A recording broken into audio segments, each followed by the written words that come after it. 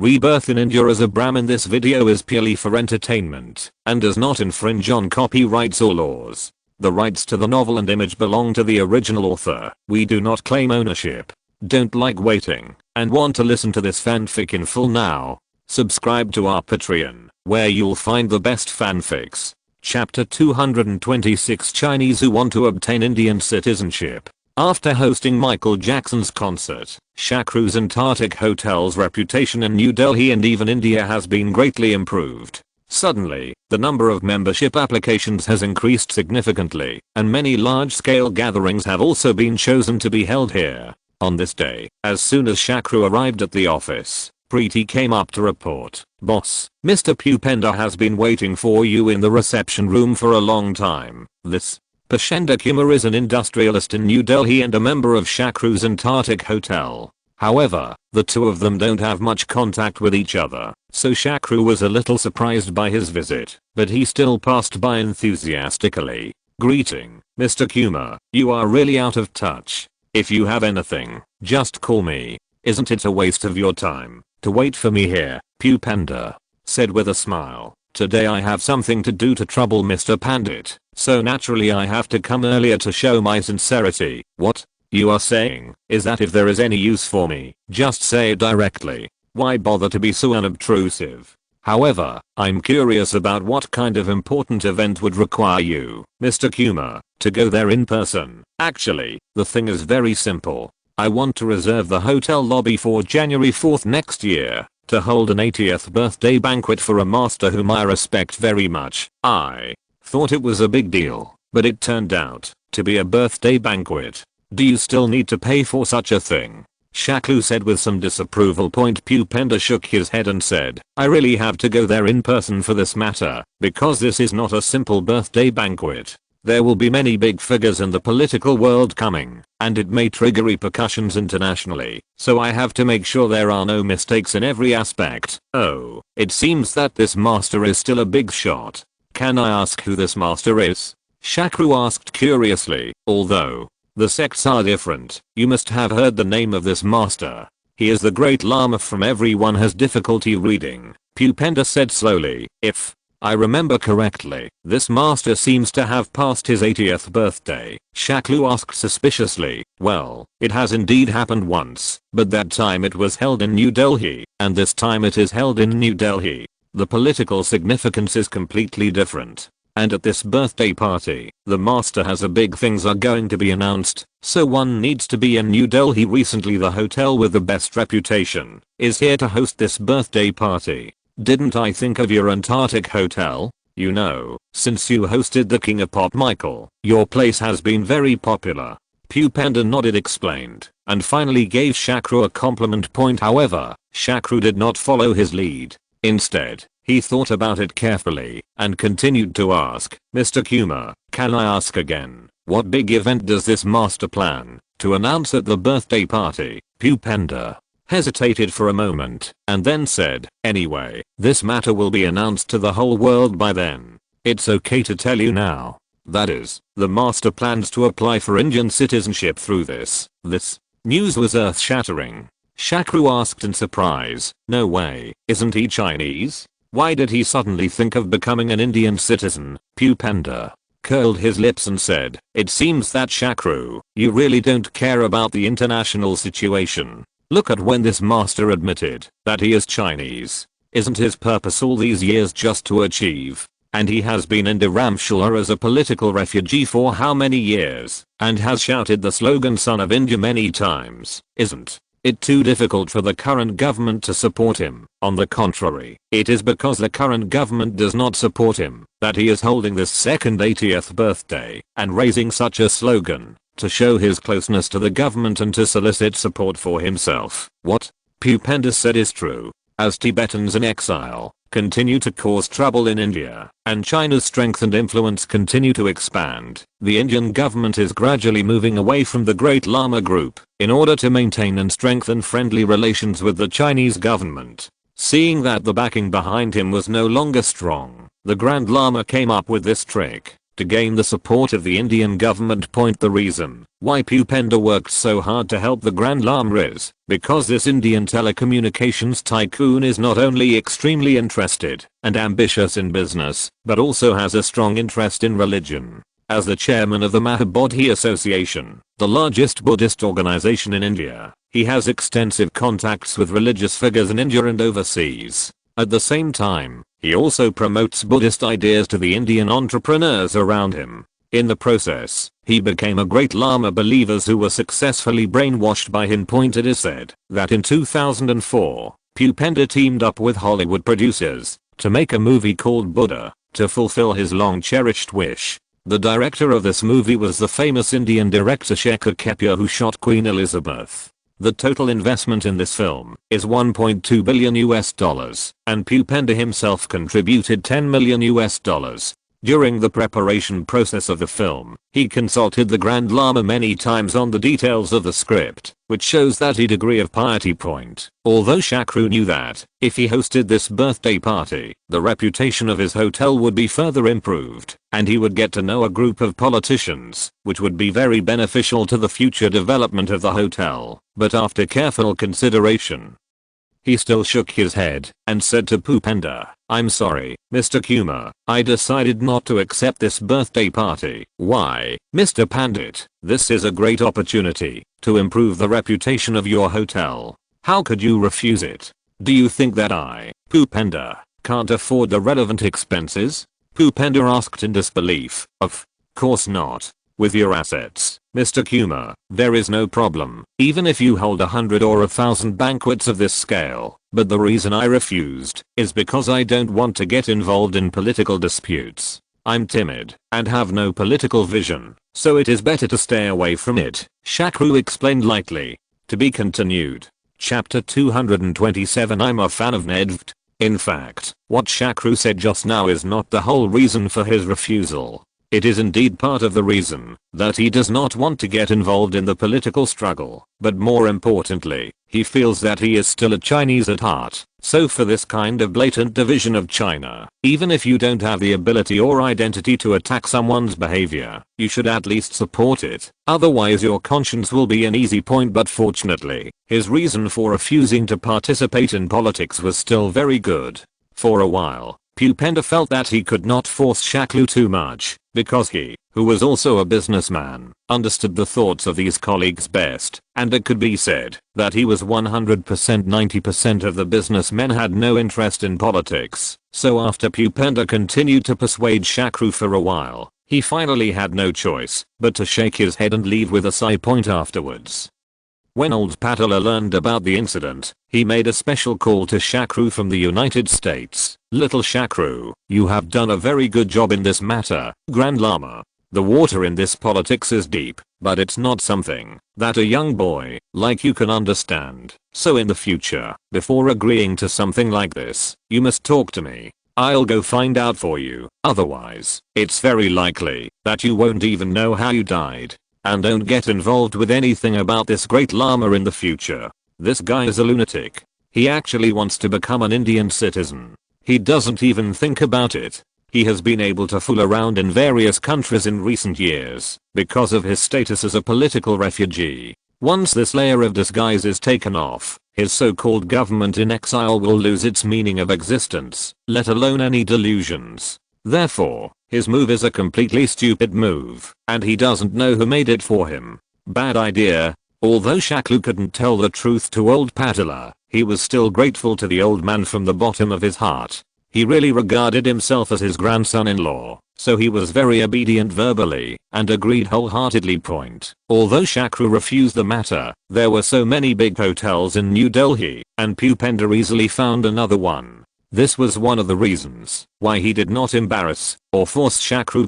On January 4th, the second 80th birthday of the Great Lama officially began. During the dinner, Bhupender implored the Great Lama to become an Indian citizen, saying that this would help him lead the world peace movement in India. Of course, this must have been discussed by them in advance, because as a Great Lama, even if he thinks about it in his heart, he cannot say it publicly. In response to Bhupender's plea, the Great Lama responded, "I'm very happy to become a citizen of India.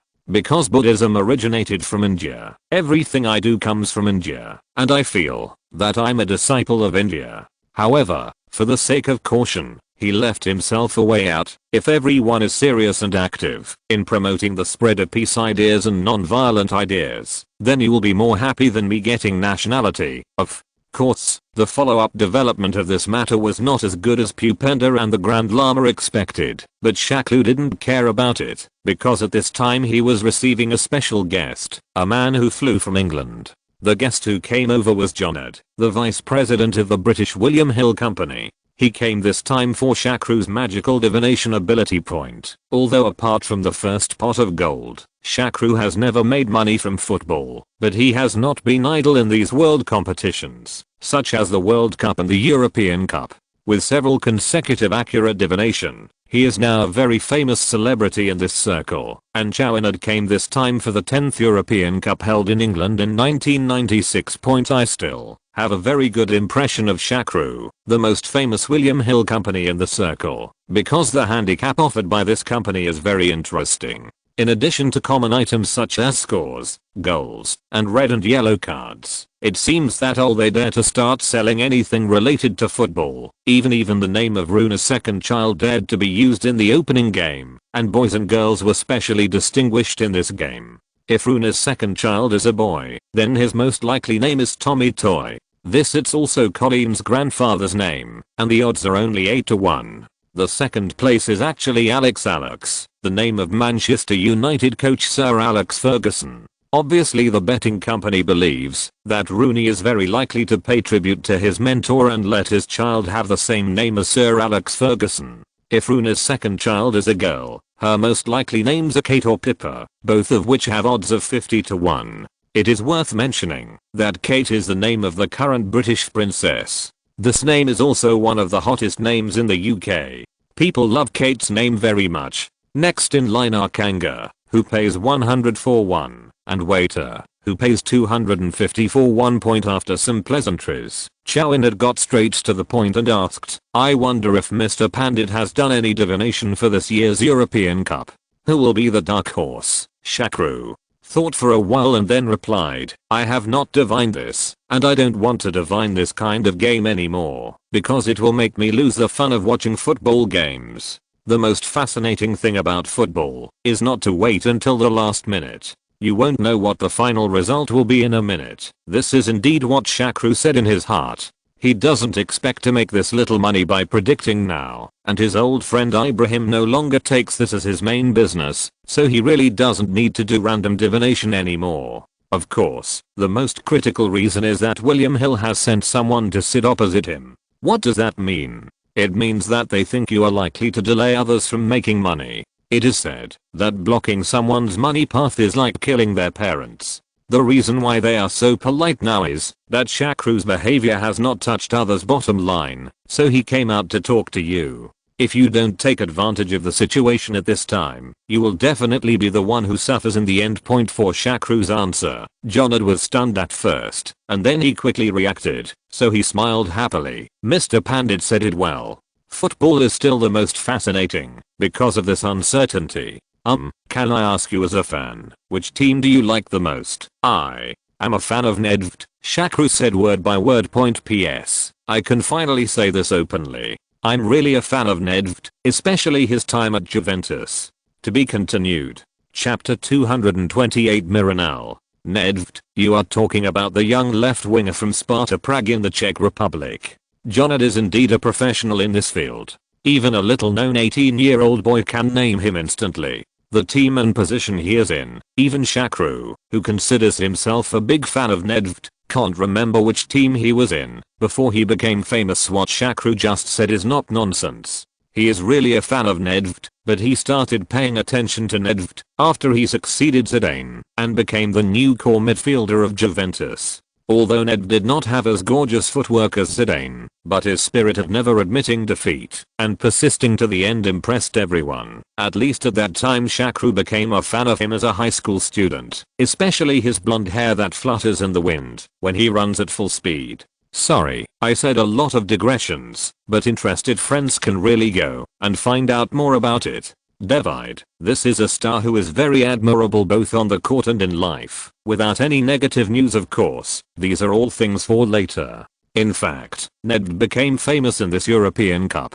and it was also because of this that he transferred from the Czech League to Serie A, which was known as the Little World Cup at the time, so Shakru nodded. The head said, yes, that's him. If I go to England to watch a game this year, I will definitely be watching the Czech team with him on the field. Well, if Mr. Pandit can really come to the UK to watch the game, then our company will be responsible for all the tickets. And our company also has hotels. Although it is definitely not as unique as your Antarctic hotel, we will do our best to satisfy you. This is purely Jonad's vote. It's a good thing. Since Pandit has made it clear that he will not delay his own business, he naturally has to give someone something in return. As for the hotel, Jonad is actually being modest, because William Hill originally made its fortune in the hotel industry. So it is absolutely impossible to be worse than the newly opened Antarctic restaurant in Shaklu Point Jonad had just seen off satisfied and return home. Rajkumar, who had been waiting for him for a long time, hurried over and said, "Boss, do you remember what you told me last year about wanting to film the Kama Sutra?" Shakru nodded and replied, "I remember, and I still remember, that you rejected me on the spot, saying that you were not good at this type of film. Why have you changed your mind now?" Rajkumar shook his head and said, "That's not true, because this kind of delicate romance or conspiracy films are not my specialty, and there are many physical temptations and hints in them, which I can't grasp. But I can recommend a master to you. She is definitely suitable for this film." "Oh, then why did you think of recommending it today? Why didn't you recommend it to me at this time last year?" Shaklu said with some dissatisfaction. The relationship between the two became a bit tense last year because Rajkumar insisted on making a mainstream Indian film, but rejected Shakru's suggestion about the Kama Sutra. "Didn't I just meet her? If I had known her last year, I would have recommended her to you long ago." Rajkumar replied a little aggrievedly. Since the documentary he made the year before last was a hit and won awards, he was a little bloated, so he began to continue filming a mainstream film despite Shakru's objections. As a result, he suffered a failure at the box office. Only then did he realize that the boss had a bright eye, and as long as he was old, just do your job as a director honestly and well. "Oh, that's right. Then who is this expert you recommended?" Shakru asked. "I just met this expert at the Documentary Film Association meeting. She is the famous Miranair." Rajkumar replied confidently. Point in his previous life, Shakru would definitely not have known who Miranair was, but now that he is half a filmmaker, he is naturally familiar with the name of this well-known documentary director. Miranair is a rare Indian director who has made a name for herself in the United States. What is even more rare is that she is a female director. She received a scholarship from the University of New Delhi and then went to Harvard University in the United States for further studies. In 1988, she filmed the first film Bombay Hello, a feature film that propelled her to the international stage, won 25 International Film Festival awards including the Camera d'Or at Cannes that year, and was nominated for the Academy Award for Best Foreign Language Film. This began his rise to fame in documentary films. In fact, this is why Shakru didn't know much about Indian movies in his previous life. Otherwise he would have known that the Kama Sutra was originally written by this female director, and in 2001 she also had a low-cost film shot with a handheld camera. The movie Monsoon Love overwhelmingly won the Venice Golden Lion Award that year, and subsequently earned $13 million at the box office in the United States, becoming one of the highest-grossing foreign language films in American history. Since he didn't know about this, Shakru asked hesitantly, "This Miranair has always made documentaries. Is it okay to let her make such a feature film, ever?" Since I finished filming the documentary Black Demon, I realized firsthand that this documentary is much more difficult to shoot than other types of films. Not only does it limit the content of the shooting, but because it is a documentary, there cannot be any artistic processing or fabricated content. And it is difficult to create exciting moments to attract audiences, so anyone who can make documentaries well will have absolutely no problem making feature films. In addition, according to your script, this Kama Sutra is a woman's drama. Naturally, this women's drama must be directed best by a female director. But look at the whole of India. How many female directors are there? Moreover, Miranair has lived in the United States for many years. Her understanding of American pop culture is definitely much higher than that of domestic directors. Only in this way can we keep the American box office. So I think she is the most suitable director for this film. What is particularly rare is that when I mentioned this to her, she was actually very interested. So I came to tell you about this in a hurry. Rakuma urged anxiously. After listening to Rajkumar's persuasion, Shakru felt that it made sense. It was indeed difficult to find a director who could meet these requirements, and Miranair might be the most suitable one. So he said to Rajkumar, okay, then you contact this Miranair, find a time in the next 2 days, and I will talk to her about this matter. To be continued.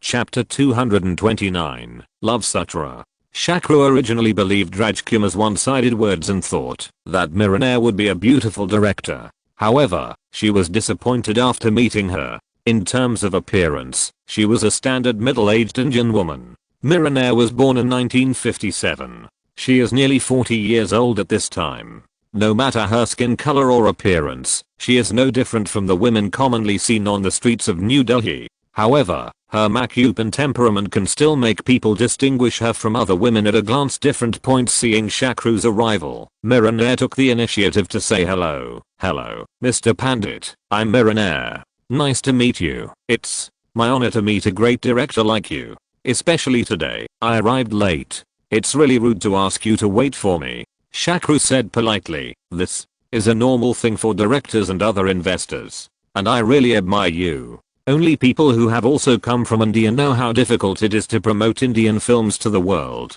You have invested in them before. All 4 of his films have done well at the box office in the United States, which is a miracle in my opinion. Miranair praised very sincerely. You are looking up to me too much. I have made 4 movies and haven't won any awards, but your first movie was nominated for an Oscar. And I'm the boss after all, so I can do whatever I want when it comes to shooting. It's truly remarkable that you have so many more constraints than I do, and that you can achieve this. Miranair shook his head and said, just because you are the boss of investment, you must consider the box office and income. After all, no boss is willing to do a loss-making business, and we as directors can completely don't worry about these, and concentrate on shooting the subjects you like. However, the box office of such films is often not too high, so it is not easy for you to strike a balance between box office and artistry. Shakru smiled and said, okay, let's not flatter each other.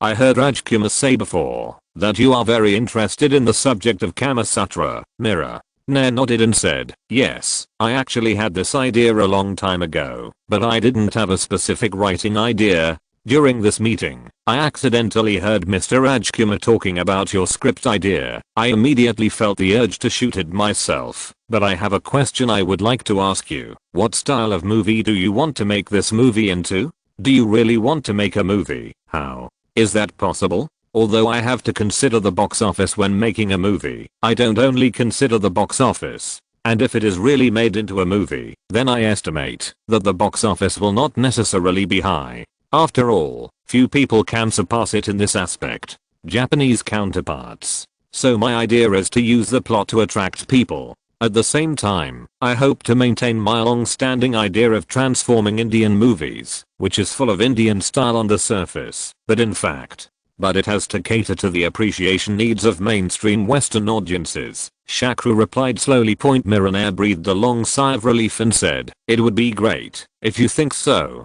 I was really worried that you would make this movie as the world's first, but even if you don't shoot like this, the scenes in this movie are absolutely indispensable. How to shoot it in a way that is both tempting and hits the mark is a very difficult thing, and actors are not easy to find. At least, you can't find suitable actresses in India. Shakru said worriedly. It's true. As far as I know, kissing scenes in India require glass partitions. It seems that the scene in your movie Win the Heart was already the most daring. But don't worry, you can leave this aspect to me. I know a lot of Indian actors who are working in Hollywood, and this kind of scenario should not be a problem for them. And there is a problem with the scale. Haha, you have to believe that women are the ones who know how to tease men best. Miranair said with great confidence. Although Shakru believed that Miranair was not fooling him, he always felt that if the last words were spoken by a beautiful woman, such as Aishwarya, then he would definitely not be able to control himself. But Aunt Mira in front of him said this, but I always feel weird in my heart. However, he still thanked him. Well, I'll leave it to you to find the actors. Don't worry, the salary here will definitely not be lower than in Hollywood, but in the end I have to take care of it. Well, that's for sure. But I have some ideas of my own. I want to emphasize the theme of this film in terms of feminist thinking. Is this okay? Miranair asked tentatively. Of course. In fact, I have this intention. You don't need to watch anything else. Just watch my movie Win the Heart, and you should be able to find that I like this kind of theme. Shakru replied simply, then. I wish us a happy cooperation. Miranair proposed with a toast. It's a pleasure to work with you, but I would rather you sign up for our company. Miranair hesitated for a moment, and then said with some embarrassment, I'm used to freedom, and I can't stand restraints, so I'm sorry. It doesn't matter. Then try to cooperate more times in the future. It will be the same. That's no problem. As long as there is a suitable script. You don't want me to film it. Although Miranair rejected Shakru's solicitation, she still spared no effort in the cooperation of this love sutra. Soon she helped Shakru find the female lead of this play. This girl is called Indira Varma, an Indian girl born in Bath, England. Her father is Indian and her mother is Swiss with Italian descent. She has a beautiful medieval exotic face. It may be due to her personality, or because she grew up in England. Although her appearance is very Indian, her temperament is very fashionable and outgoing. When they just met, Shakru felt that the girl looked very familiar, but thinking that she was just 18 years old and had only played a small role that was unknown, he must not know her in this world. After thinking for a long time, he suddenly realized that it was her. No wonder she was so familiar. She was in the popular TV series Roman Game of Thrones in the previous life. P.S. You can guess who this person is. Anyway, I have a deep impression of her in Game of Thrones. To be continued. If you're listening to this novel on a channel other than Fanfic World, it means they downloaded and uploaded it without effort. We cordially invite you to visit our channel, Mundo Fanfic Novelos. There you'll find the original version of this story and you can explore many other novels of various genres. We're waiting for you to immerse yourself in a world of incredible novels. Chapter 230 Audition. Although he was sure that Varma would be an excellent actress in the future, Shakru was still a little unsure about her current age, so he thought of a reason to embarrass her. Miss Varma, there are many comparisons in this drama. Exposed scenes and intimate plots, although director Mira, and I can guarantee that this will not be made into a pornographic film. Such scenes and plots are unavoidable, and it is certainly impossible for me to find a substitute for you. So are you sure you can accept it? Obviously, Miranair had communicated with her about this matter beforehand, so Varma replied simply, these scales are within my expectation. I think youth and beauty should not only be displayed on the face. Why can't we show it all to the audience? I don't have a very clear bottom line. As long as this work has something that I think is worthwhile, I will do it. This bold statement surprised Shakru, a person who came here in 2016. This concept is also very open. Seeing Shakru like this, Miranair helped explain, Pandit, don't worry, sir. Although Miss Varma has just started acting, she is the kind of person who natural actors, especially those with sexy and strong roles, are most suitable for her. Especially for this drama, you must not use an actor who is too old, otherwise it will be difficult to look convincing. Mr. Pandit, please trust my vision. I believe in Miss Varma's strength, and give her a chance. Seeing Miranair's persistence, and considering the classic role played by Indira Varma in her previous life, Shakru decided to support her once. Anyway, he couldn't find a suitable actress in India, even if he was cast in the film.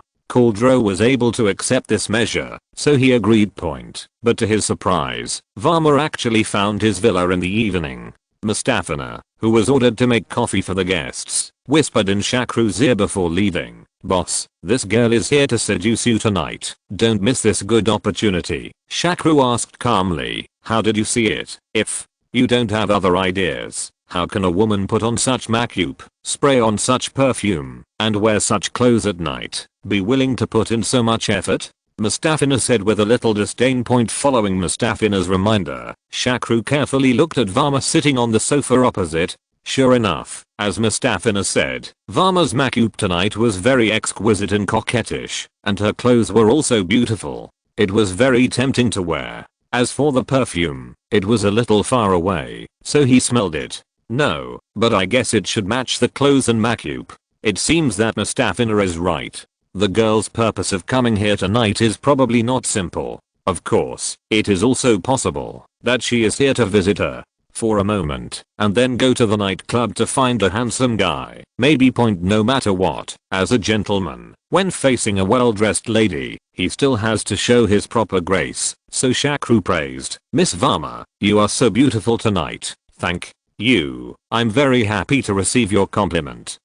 Can I ask, if you come over tonight, do you need my help with anything?" Shakru asked tentatively. Unexpectedly, Varma, who has always been bold and outgoing, actually blushed at this moment, and then whispered, "Mr. Pandit, weren't you a little hesitant about me playing this role this morning? You thought there might be some scenes and I can't show you the plot, so I want to prove myself to you tonight." "Oh, then how are you going to prove it to me?" Shakru asked with interest. You can try my show tonight," Varma said with her head lowered. Shakru exclaimed in his heart, "Oh my god, auditioning for a show. I finally had the opportunity to experience the treatment I had envied for so long in my previous life." I thought back when I saw those gossips in the entertainment industry and the rumors spread among the people. Even though I cursed, it was very fierce, but I was still very envious in my heart, wishing that such a good thing could happen to me. But I don't know why, but after what really happened today, I felt a little uncomfortable and guilty. When he looked up again and saw the specially dressed Varma, who took the initiative to bring the little white sheep to the mouth of the big bad wolf, Shakru's thoughts strangely came to another saying he had heard in his previous life. If a girl is willing to spending more than half an hour putting on makeup and wearing put on exquisite contact lenses and false eyelashes, put on beautiful clothes that you usually don't want to wear, and then come to date you, it means that she definitely likes you or has indescribable thoughts about you. So don't let her go at this time, pigeon. Otherwise she will definitely hate you. According to my girlfriend, such a fancy dress would cost dozens or hundreds of dollars. So girls at this time are like you and that can move." Seeing Shakru in deep thought, Varma mistakenly thought that Shakru didn't like her at all. So she cried and said, "Mr. Pandit, please give me a chance. You don't know how important this role is to me. Since graduating from the Royal Academy of Dramatic Art in London, I haven't gotten a good role. The competition in Hollywood is too fierce. Little actors without connections and resources can't make a breakthrough. So I definitely don't want to miss this rare opportunity to be the heroine. Mr. Pandit, please give me a chance, okay?" Varma said sobbingly, while leaning towards Shakru, trying desperately to squeeze her plump body into Shakru's arm. Shakru comforted, "Ms. Varma, actually you don't have to be like this, because I have confirmed that you are the heroine of this Kama Sutra. As long as you work hard and follow the director's requirements during the filming, there is no need to worry about replacement." So, PS. Chapter 231 is locked because it involves politically sensitive information. I formally apologize to everyone for this. I'm currently making changes according to the editor's request. You will see it after it is reviewed and approved. However, it will definitely be different from the previous version. If you want to see the old version, there are many channels out there. I believe everyone understands this. Chapter 231 Premiere. Before Shakru finished speaking, Varma took the initiative to block his subsequent words with her red lips and offered her sweet tongue. At this time, Mustafina, who was hiding behind the door and peeking, muttered, "I said that this woman came here with bad intentions today. She was so impatient in the living room. Who knows what will happen if she goes to the bedroom later." Pivpalava on the side. Finna, don't say that. In fact, she is also a poor person. In today's society, it is really not easy for women to make a living. If we hadn't met the boss, we might not be in such a good situation now. You have seen what happened to Vodianova and others. Well, you are right, and this matter mainly depends on the boss, but just looking at her long legs, I have guessed that our boss will definitely not be able to resist. Before she finished speaking, the two people who were kissing had already hugged each other and slowly moved to the bedroom. For Varma, she had been mentally prepared for this matter before she came, and now she felt relieved when it happened. As for Shakru, the girl had already pushed back. If he continued to be hypocritical, would he still be a man? And he also planned to let her be the heroine, so it was not considered cheating on her. It was just a matter of mutual needs and a play. Besides, he had not touched a new woman for a long time. As the world's most well-known, oldest and most systematic love book, the Kama Sutra has long been famous all over the world. So when the audience and the media learned that Polaris Pictures, which has always been famous for shooting personality films, was going to shoot a movie related to the country's love classic Kama Sutra, they were very interested, especially when they saw the pure ancient Indian style and the teaching process of various charming dances and postures in the trailer. They were full of expectations for the movie. Seeing that the popularity had almost reached a peak, Shakru took the opportunity to release it in advance. It did not compete with other movies for the summer season, but was pushed to the theaters right after it was completed.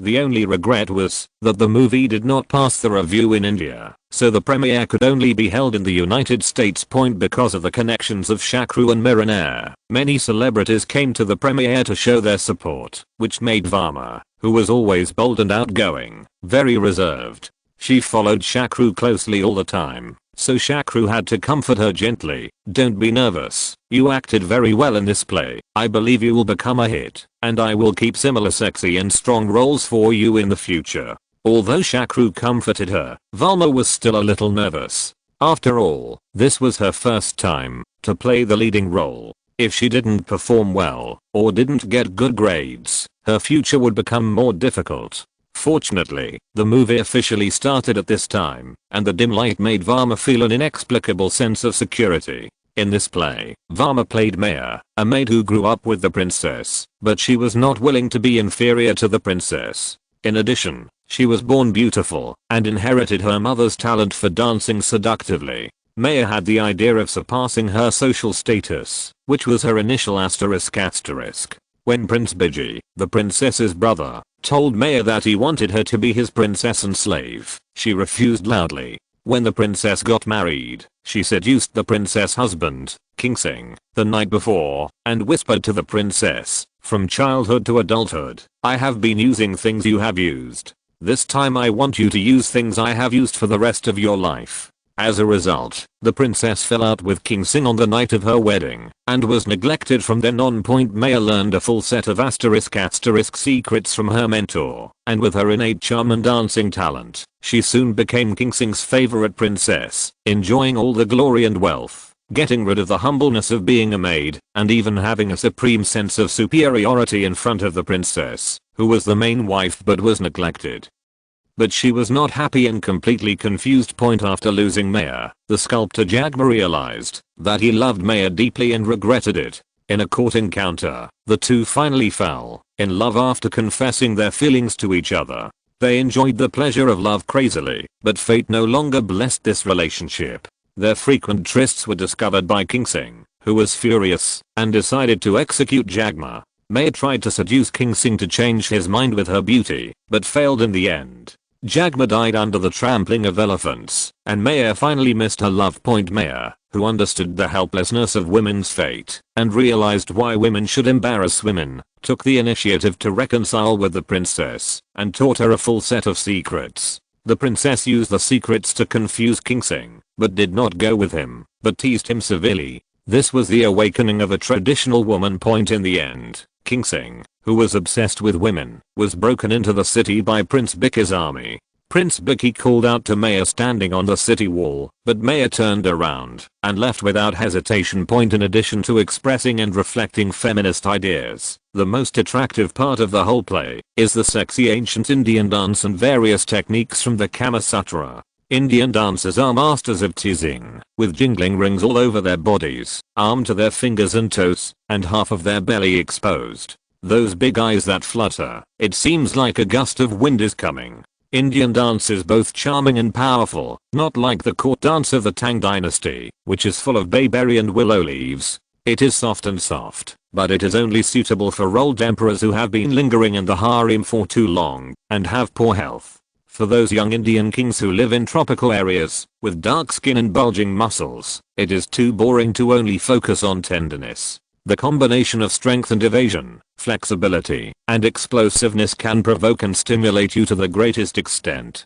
There is a stream of heat around the navel, and the whole body is plunged into the vortex of the dancer's dance. Her thin waist holds around and plump buttocks. How many young men can resist it? Eventually, Kama Sutra, Sex and Wisdom achieved quite impressive box office results in North America, and it also allowed Shakru to see that this ancient Indian style actually had a large market overseas. However, he felt a little regretful that it did not pass the domestic review, so he decided to start filming an ancient Indian drama, which is the largest epic historical drama in Indian movies in his impression, Ashoka. However, there is no rush to shoot this drama for the time being, not only because the preparatory work such as the script takes a long time, but also because the investment in this drama is too large, and he will need a lot of funds to participate in a feast in half a year.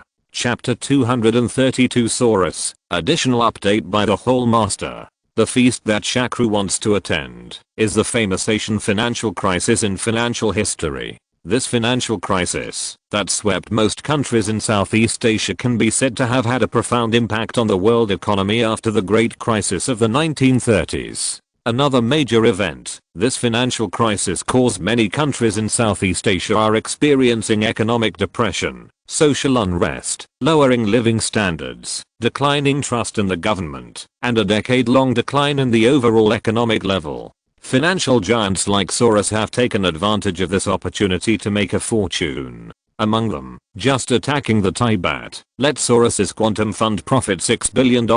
Therefore, Shakru naturally did not want to miss such an opportunity to make a fortune, so he used the Ganges pharmaceutical factory as a mortgage again according to the previous method in Mexico. At the same time, he also used the Thai pharmaceutical factory to obtain a large amount of loans from the Central Bank of Thailand in the form of forward cooperation. The Thai baht is then sold on the international foreign exchange market in exchange for US dollars. It may be that the amount Shakru used this time was too large, a loan worth $50 million in Thai baht. So during his sell-off process he attracted the attention of Quantum Fund, which was also interested in Thai baht. Not long after Shakru's sell-off, Soros went to India to visit him. Shakru had admired this financial master from his previous life, so he warmly received him. Naturally, Soros came to him this time for the Thai baht matter, so when they were drinking tea together in the evening, Soros first raised this issue. Mr. Pandit, you seem to be very active in the foreign exchange market recently. Are you also optimistic about the recent trend of the Thai baht? Shakru shook his head and said, it's more bearish than bullish. I think the Thai baht will definitely fall sharply either this year or next year. Soros nodded and said, I have always admired Mr. Pandit's vision in this regard. Whether it was shorting the Japanese yen when he was just starting out, or sniping at the Mexican peso last year, you have shown your extraordinary vision. But I still want to ask, why do you think the Thai baht will definitely fall? Although Soros was asking him, Shakru knew very well that this old man had much more vision and preparation in this regard than himself, so this was not a request for advice at all, but more similar to a school exam. So he organized. After thinking for a while, he slowly said, there are actually many reasons, but I think the unreasonable foreign exchange system and the unreasonable foreign debt structure are the most fundamental reasons. Maintaining a high economic growth rate is the common aspiration of developing countries. When the conditions for rapid growth become insufficient, in order to continue to maintain the pace, these countries turn to borrowing foreign debt to maintain economic growth. In the case of large medium-term and short-term debts, once the outflow of foreign capital exceeds the inflow of foreign capital, and the country's foreign exchange reserves are not enough to make up for the shortfall, the country's currency depreciation is inevitable. On the other hand, it is a policy issue. In order to encourage consumption, the Thai government has done two very confusing things. One is to allow foreigners to freely borrow Thai baht, and the other is to allow Thai banks and foreign banks to absorb US dollar deposits from foreign countries into Thailand.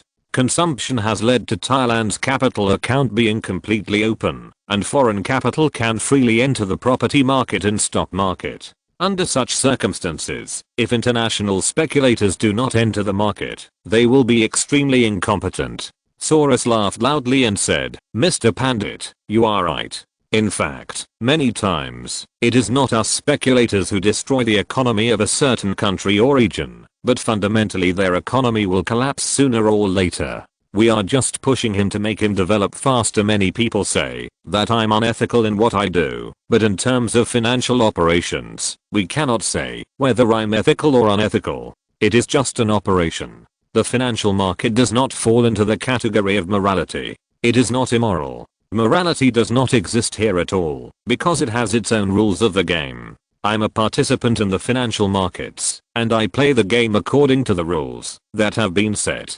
I will not break those rules, so I don't feel guilty or responsible. Point as far as the pound sterling was concerned in 1992, whether I speculated or not had no effect on the occurrence of financial events. If I don't hype it, it will still happen. I don't think there is anything immoral about speculating in foreign currencies. On the other hand, I follow the rules of operation. I respect those rules and care about those rules. As a person who has morals and cares about them, I want to ensure that these rules are conducive to building a good society, so I advocate changing certain rules. I think some rules need to be improved. If improvements affect my own interests, I will still support it, because the rule that needs to be improved may be the reason for the incident.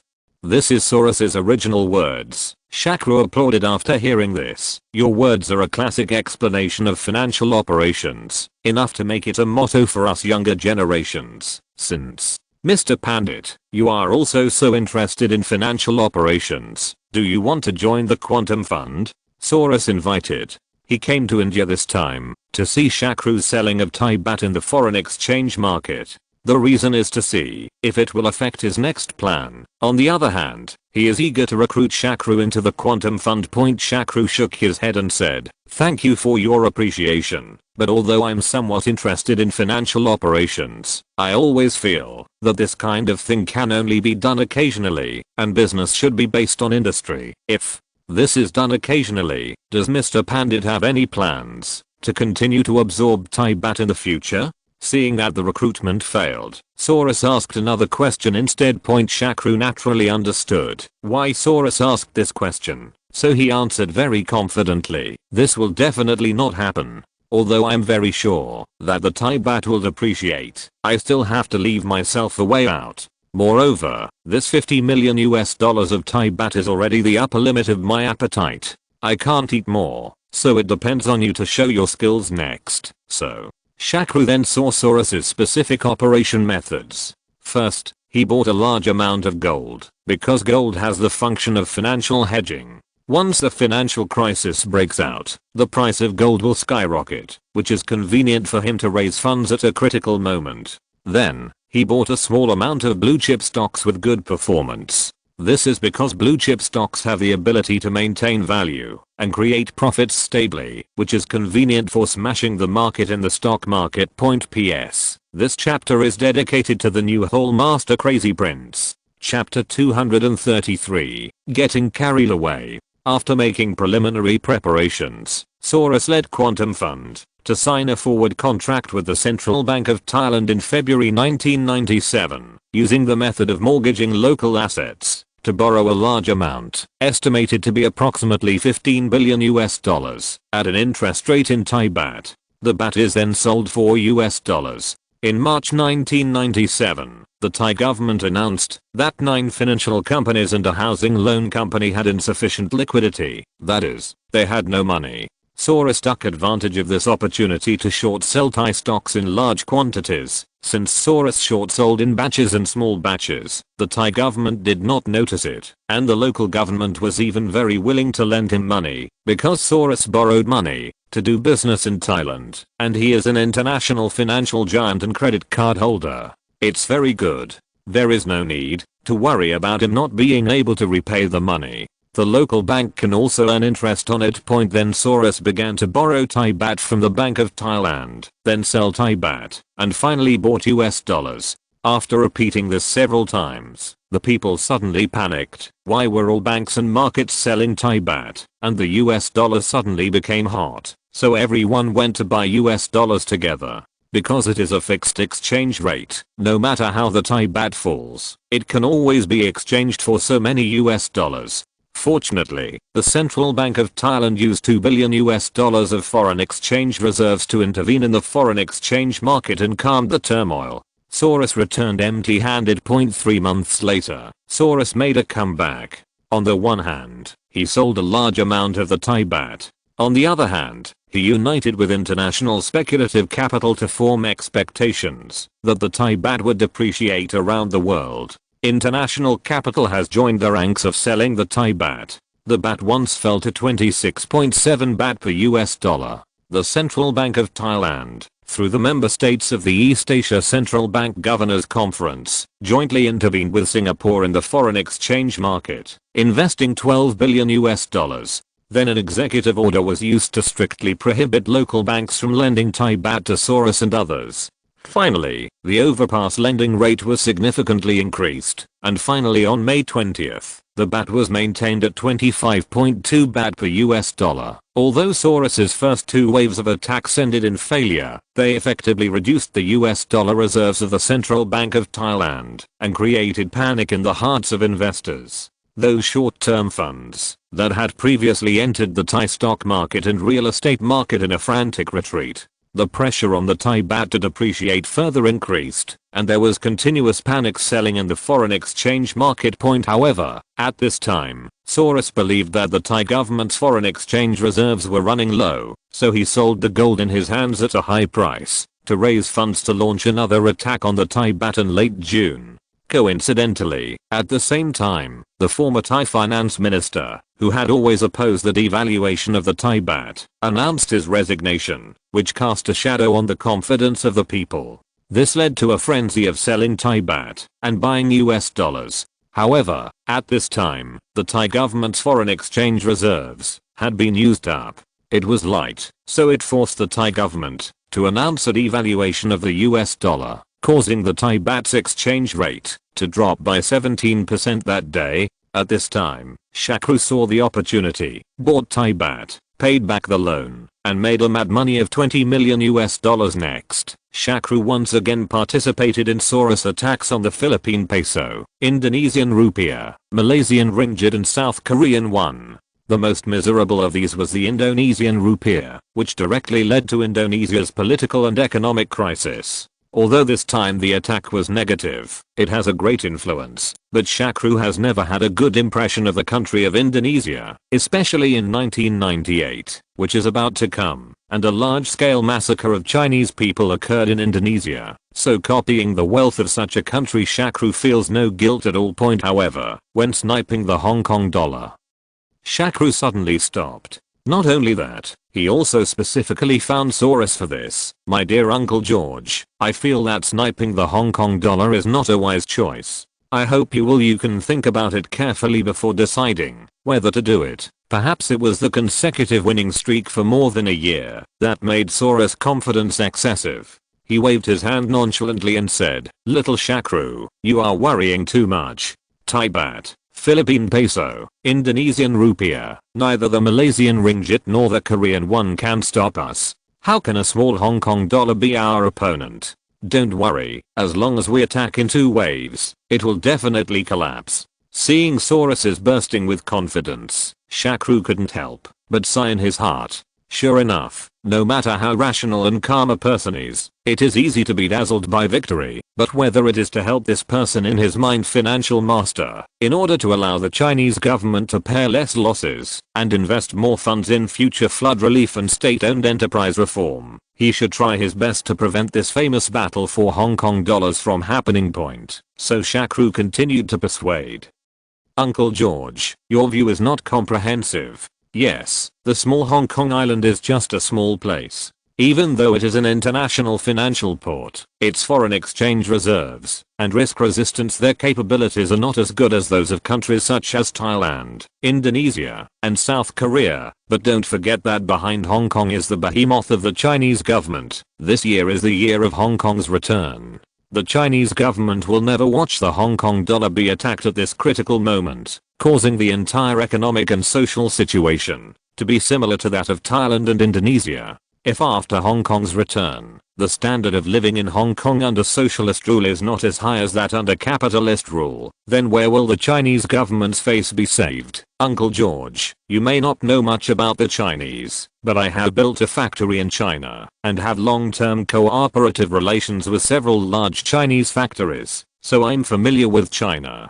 The Chinese may be the race that values face the most in the world. If you provoke them at this time, they will definitely mobilize the power of the whole country to fight back. If that time comes, our investment will be in trouble. Soros asked back in disbelief. As far as I know, the current Chinese government funds are not very abundant. Otherwise, why would they attract investment? Just invest directly. And China has only developed for a few years, and there should not be much reserves on hand. You know, we can now attract more than $100 billion in international hot money. This is not sniping the RMB. Is the Chinese government worth paying such a high price to deal with us? Is face so important to the Chinese? Shakru nodded and said, yes, it is so important. The Chinese are like this. It doesn't matter if they live a hard life at home, but they must never collapse outside. P.S. Congratulations to Wan Cake-sun, the fat guy in Ghost Blows Out the Light, for winning the top spot in science in Heilongjiang province. Hahaha. Chapter 234, Can't Escape. Although Shakru tried his best to persuade Soros, it was ultimately ineffective. Soros still led international speculators to attack Hong Kong, and the Hang Seng Index fell to more than 6,600 points. The Hong Kong Special Administrative Region government fought back, and the Monetary Authority used the Foreign Exchange Fund to enter the stock market and futures market to absorb the Hong Kong dollar sold by international speculators, stabilizing the exchange rate at 7.75 Hong Kong dollars to $1. After nearly a month of hard work, international speculators suffered heavy losses and could not realize their attempt to use Hong Kong as a super cash machine again. Although the Chinese government defeated the sniping of the Hong Kong dollar by international speculators led by Soros, it also paid a heavy price, especially at this time, when China's major enterprises were reducing staff and increasing efficiency and lightening the system reform. Period. The use of foreign exchange reserves to fight against foreign countries can be said to have a considerable impact on the domestic economic situation. Changchun, where Shakru's Heng Pharmaceuticals first branch is located, is a very obvious example. Zhao Han, what time do you get off work today? When Lu Han heard his father ask this, he secretly cried out in his heart, so he answered hesitantly, well, I may have to work overtime today and have to go home later.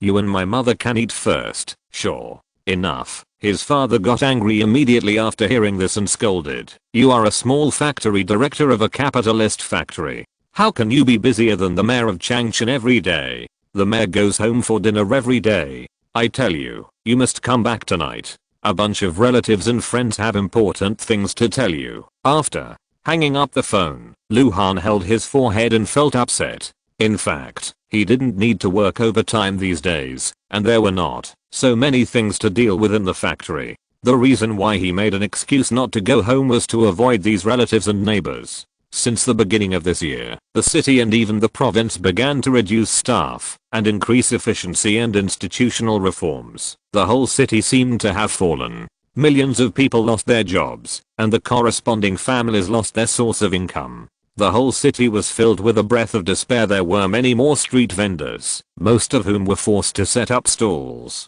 They sat on the roadside without saying a word, with cheap goods such as socks, gloves, and hats in front of them. I guess they couldn't sell one a day. At that time, when I walked from school to home, there were used bookstores on both sides of the 2,000-meter road. The cover pages of the old books were all stamped by the library of each factory.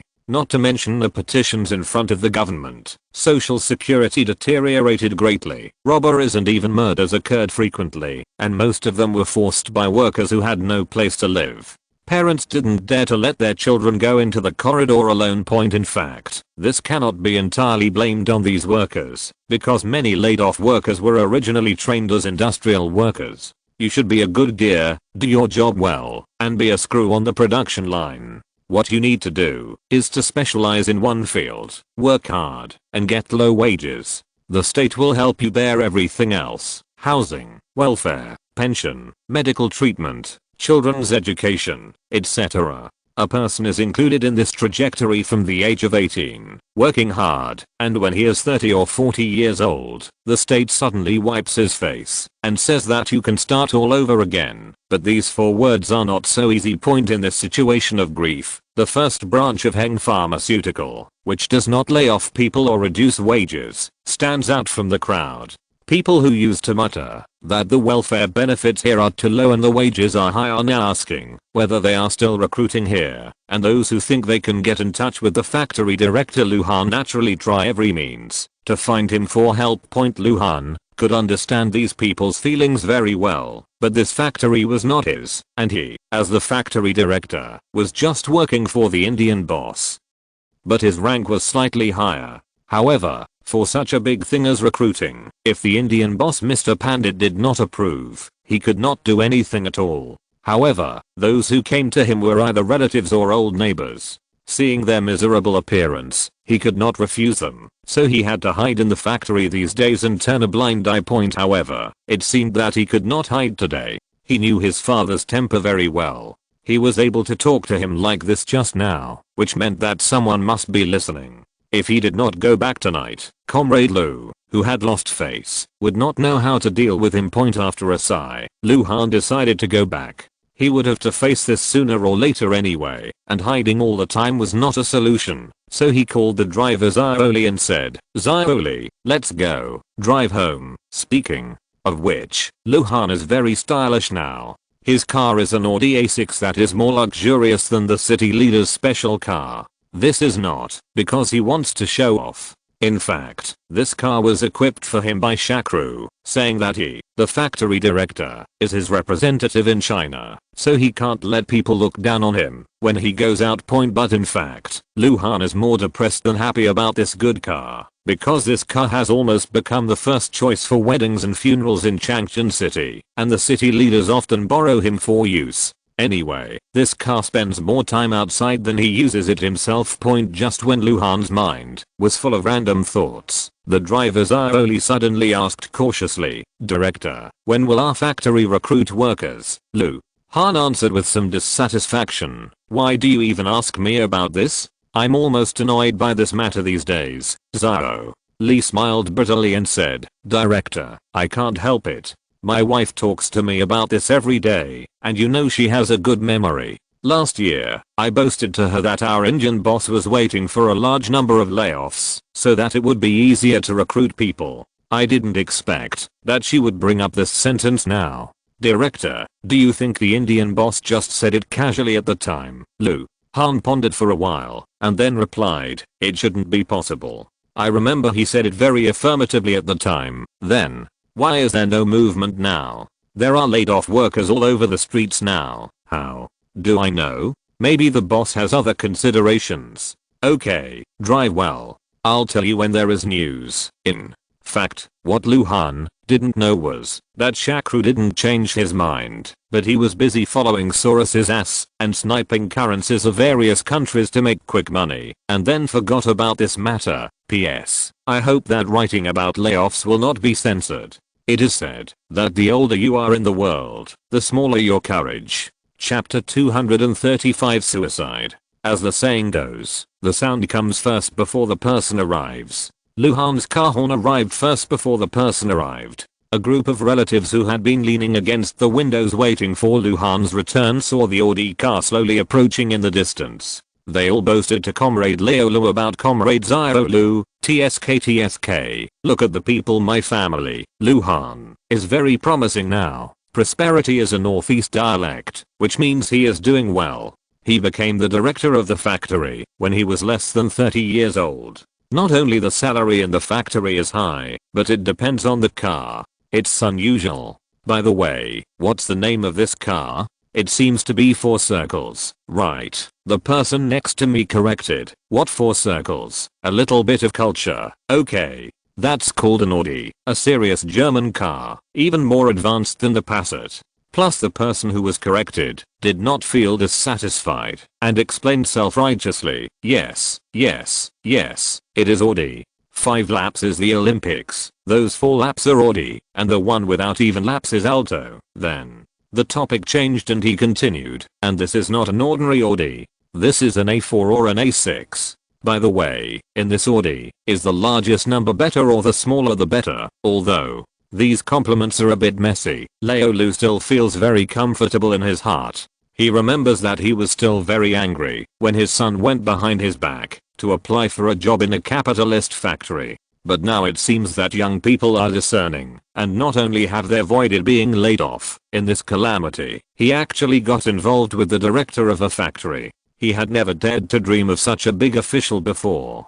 His biggest dream was to become the workshop director. While he was talking, Lu Han walked into the room. As usual, he first said hello to his elders, relatives, and neighbors, and then smoked cigarettes one by one. When everyone saw the cigarettes, there was a burst of praise, because what Lu Han smoked was Chinese. In fact, I don't smoke much, so I buy only good cigarettes according to the customs in China, especially in the Northeast. We cannot talk about business directly. Everyone chatted about family matters for a while, and then the second uncle of Lu Han, the oldest and most senior among them, slowly asked, Xianahan, what are you talking about? Is there any news about recruitment in your factory recently? Lu Han shook his head and said, no, second uncle, the current production tasks in the factory are not heavy. The existing employees can completely complete them, so it is estimated that there is no possibility of recruiting people for the time being. But I heard from the wife of the second son of the old Lee family that your Indian boss told you 2 years ago that he would shift the focus of production to our country in the future.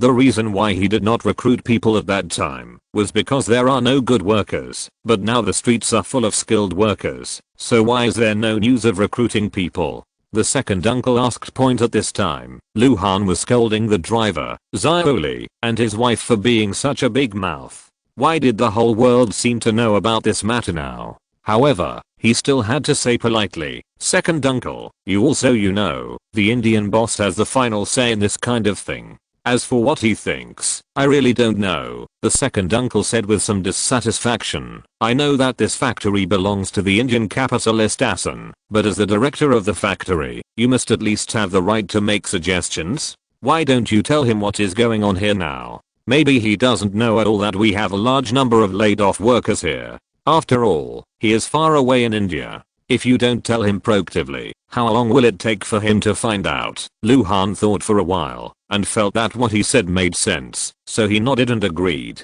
Well, okay, I'll call our boss when I get to work tomorrow. By the way, second uncle, don't keep saying it all. Arson is called that. The name arson is derogatory. It would be bad if others find out. Hey, it's really about who you eat and who you talk to. Now you start to protect your boss. Okay, don't scream if you don't scream. But you have to promise me one thing. If we really expand the recruitment of workers, we can't leave behind these young and old men in the house. This request made Lu Han feel very embarrassed, so he smiled bitterly and said, second uncle, you are making things difficult for me. You also saw it when our factory was cleared the year before last, and the only ones left behind were skilled workers. Those who were cleared out were all novices with no good skills. This is a factory run by capitalists, not a socialist factory, and it does not support idlers. Moreover, the recruitment process is very transparent. Don't say that I can't interfere with it. Even if I have a way, I wouldn't dare. Otherwise, the Indian boss can pick me up in one day, and he can also pick me up in one day. Replace me. Then you mean to watch these young and old men starve to death? We all watched you grow up. Haven't you heard? A section chief of machine tool factory and his whole family died. Lu Han really knew about this. The person who died was the propaganda section chief of the machine tool factory. Because the machine tool factory went bankrupt quickly, the section chief and his wife were both from the machine tool factory, so they both lost their jobs and the whole family lost their jobs. Source of livelihood. What this section chief is best at is writing manuscripts and sharpening his words. He has no special skills. However, this person is very face conscious. He feels that he has already been a leader, so he can't spare his body to set up a street stall. I want to find a decent job, but I can't find a way. I want to make money from manuscript fees, but my skills are not good enough, and 9 out of 10 manuscripts will fail.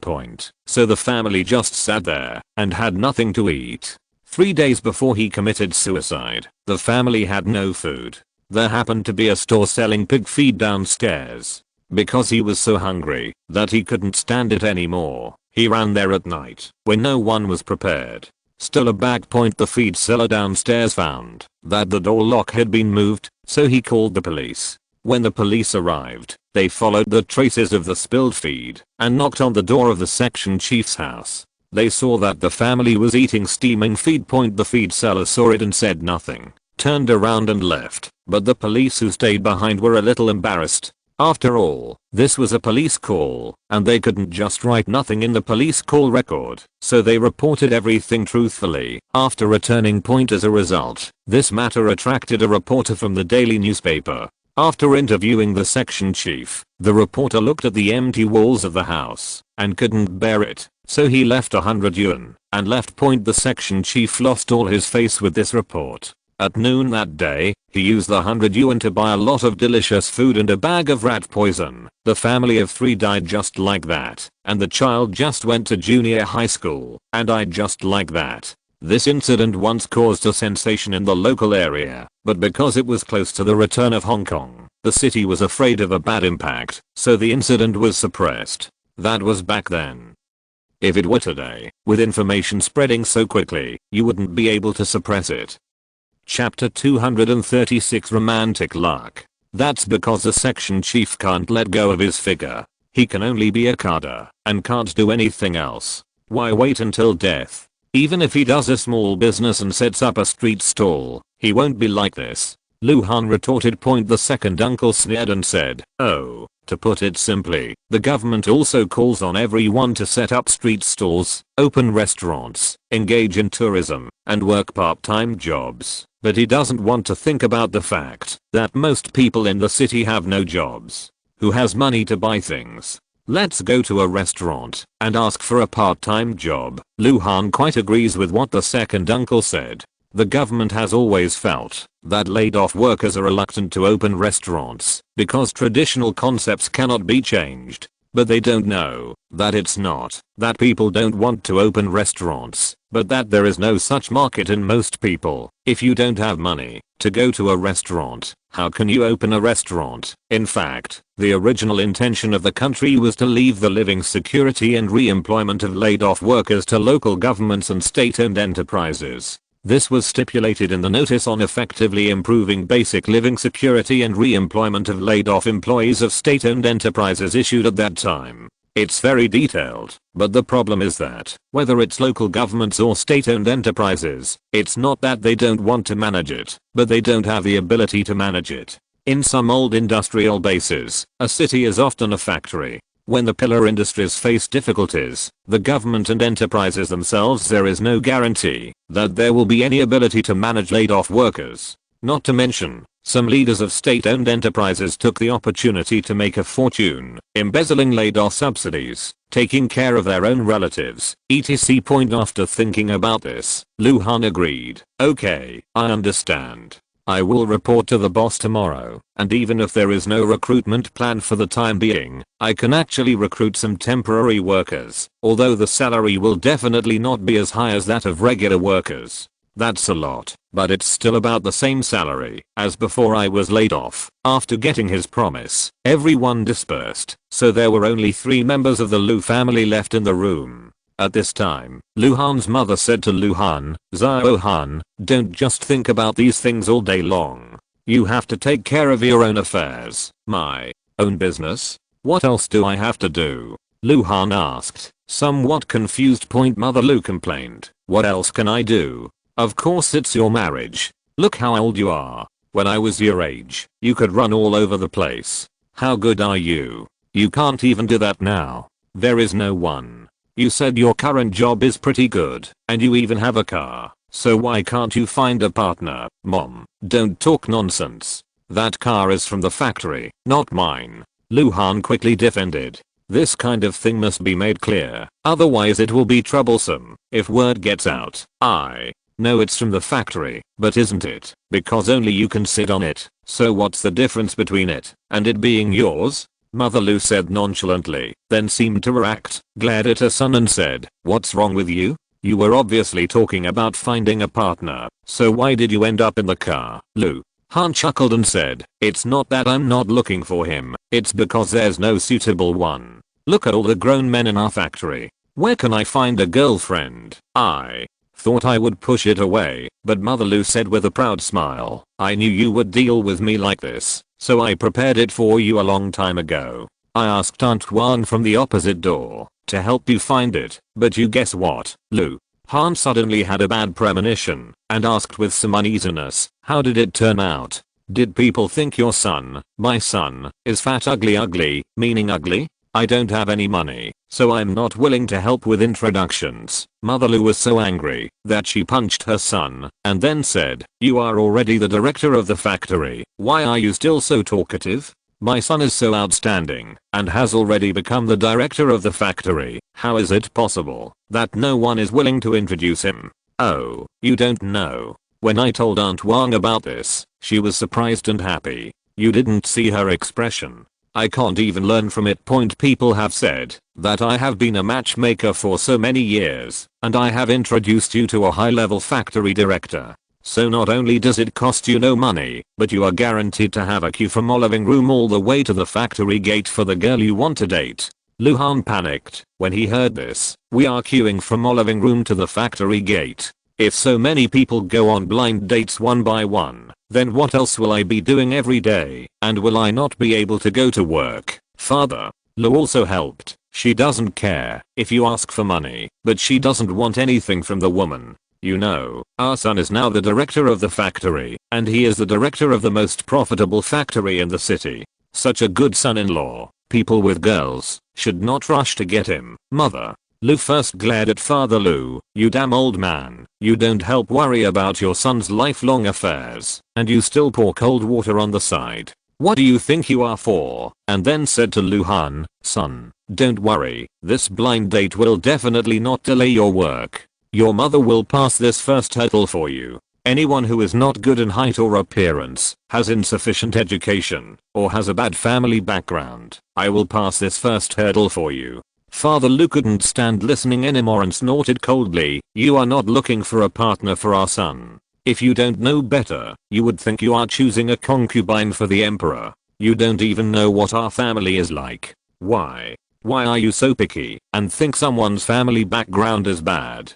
How could our family's family background be so good? We are not just poor peasants from the 8th generation. My son is now promising. Why can't he choose? Your family is a poor farmer for 8 generations, but my son followed me and is now the director of a capitalist factory. He may become a capitalist in the future. Mother Lu retorted. Seeing that his parents were about to quarrel, Lu Han said quickly, okay, stop it. Mom, you have also seen that I have been really busy recently and have to help solve the work problems of these relatives and neighbors, so I have to postpone this blind date until I have time. You think so? Lu Han originally thought that the matter would be over with just such a push, but he never expected that, as soon as word spread that his mother Lu went to find the matchmaker Aunt Wang, many people suddenly realized that it turned out that this city's most efficient person, the best and youngest factory manager Lu, is actually single, and he doesn't even have a girlfriend. Therefore, all parents who have girls of the right age at home are thinking about it, so Xiao Lu's love luck cannot be said to be good or bad.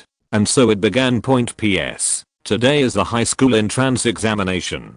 I believe that none of my readers are taking the high school entrance examination. I'm sure that some of my readers will have their children taking the high school entrance examination.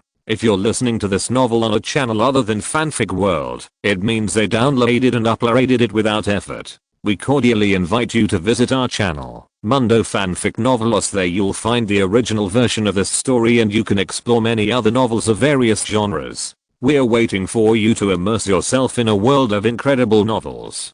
Chapter 237, Making Trouble. When Shakru received a call from Luhan the next day, he realized, yes, it is already 1997, which is when the wave of layoffs broke out in China. Recently, he has only been busy making money. He had forgotten about it, but he still wanted to confirm it, so he asked, Xiao Lu, you mean that skilled workers are very easy to find now? Lu Han nodded and said, what a great recruit, what a great recruit. They are everywhere. In the past, it was not easy to find the right ones if we wanted to recruit 100 people. Now, even if we want to recruit 10,000 people, it is a trivial matter. And I estimate that, as soon as our recruitment notice is released, the door of our factory will be packed. Oh, that's it. Well, let's do that. You'll start the recruitment work first. Remember to be stricter in the review. This time there must be no more fake people sneaking in. I'll start to acquire equipment and production lines. Otherwise, even if you recruit people, you won't be able to work if you don't have enough machines and production lines. In addition, please prepare some more raw materials at your place. I will ask the finance department to make a payment to you in the next few days. Speaking of which, it seems that I have not been there for a while. I will go to your place when I have some time and make an order. By the way, new middle level cadres. The reason why Shakru rarely visits branch factories is because he controls them in two ways. The first is to control sales. All orders are negotiated and received by the New Delhi head office. The branch factory has no power to intervene in this aspect. All production tasks are assigned by the head office to the branch factory. The task is to ensure quality, quantity, and time to produce the product. The second is financial control. All product income goes into the head office account, and all income and consumption are transferred from the head office to the branch account on a quarterly basis.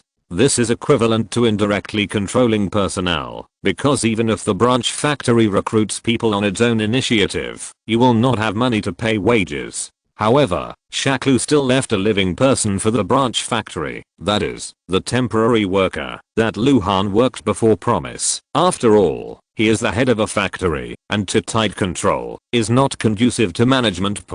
After receiving this promise from Shakru, Luhan breathed a sigh of relief. The boss agreed to recruit people, and he had an explanation for his relatives, but he never expected it. What's more, I had just informed my relatives to be ready to apply for the job, and before I had finished the recruitment banner advertisements, a lot of relevant departments from the city came to my door, and their requirements were very consistent. That is to say, we hope that we can leave a few spots in this recruitment because no matter which unit has several subordinate factories, there are a large number of laid off workers who need to be resettled in the factories. Even if there is no factory, these heads still have laid off relatives and friends. Now seeing that the best factory in the city not only instead of laying off employees, we want to expand recruitment, how could we not take the opportunity to hire a few more of our own people? Although Luhan felt that this request was very embarrassing, others did not think so.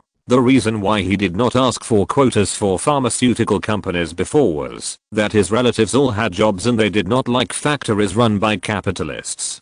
Secondly, after all, this is a foreign funded unit, so we should pay attention to the impact, but we can't care about that now. Luhan declined all these people's requests. Are you kidding me? My own relatives can't even be accommodated here, so how can I possibly give you an opening? And if it's just 3 or 2, that's fine. More than a dozen people are looking for him at once, and each of them wants a quota of 7 or 8 dozen people. If all of them are taken care of, then there is no need to recruit workers at all this time.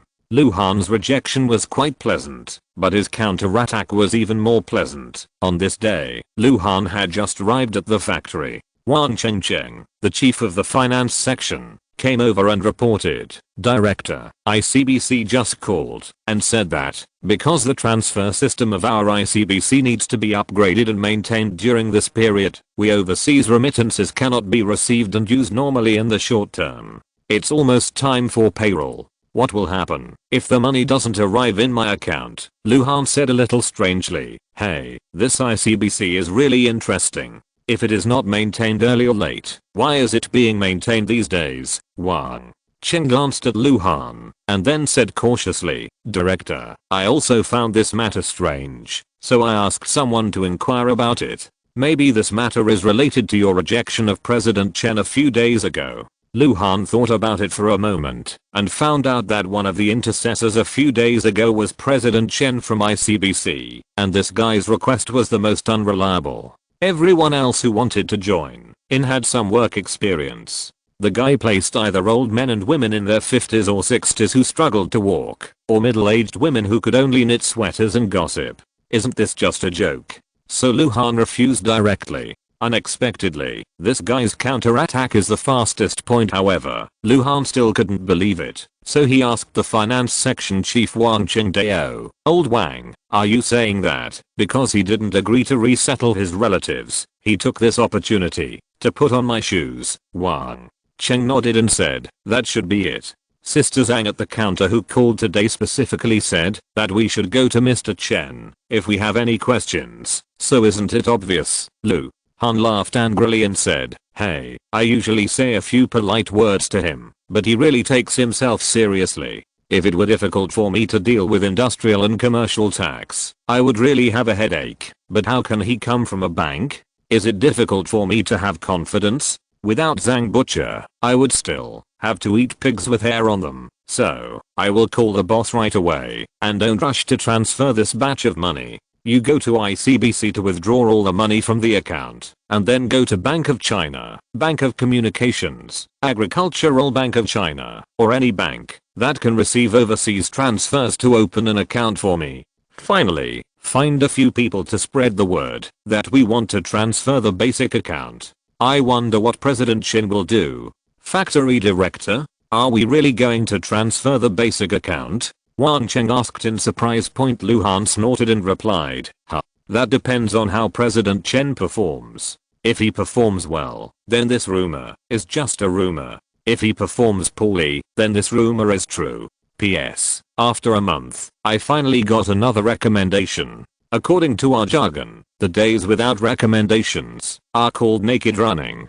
I didn't expect that I would fail here on the first day I put on my clothes. The specific reason is extremely strange. I will explain it to you in detail at the end of the next chapter. Chapter 238 Water Inflow. Speaking of which, Luhan's hand was indeed ruthless, because each bank has its own savings tasks, and the completion of this savings task directly affects the evaluation and year-end bonus of the branch or sub-branch. It is said that banks are not easy to get into, but if you can attract 50 million permanent deposits, you can choose from any joint stock bank in Harbin. But now, due to the structural reform and poor efficiency, every factory is having a hard time. Naturally, there is not much money to save in the bank. On the contrary, it owes a lot of bank loans. Therefore, the role of Gang Pharmaceutical Factory, a major saver, it's quite obvious, especially when the wages and materials are paid every quarter. It's a huge amount of money. Therefore, Luhan's response method is, isn't ICBC stuck with me? Okay, I'll withdraw my account directly. I wonder which one of us will suffer the greater loss. Anyway, I can't afford to lose on this matter, but you can't afford to lose. The worst I can do is change banks. Anyway, I believe no bank would not welcome a high quality customer like me. And if you lose us, what will you do with your end of year tasks? Sure enough, as soon as ICBC President Chen heard the news, he panicked and asked the account manager who came to report the news, is what you said true? Is it a rumor spread by any rival? The account manager quickly defended, President, it's really not a rumor.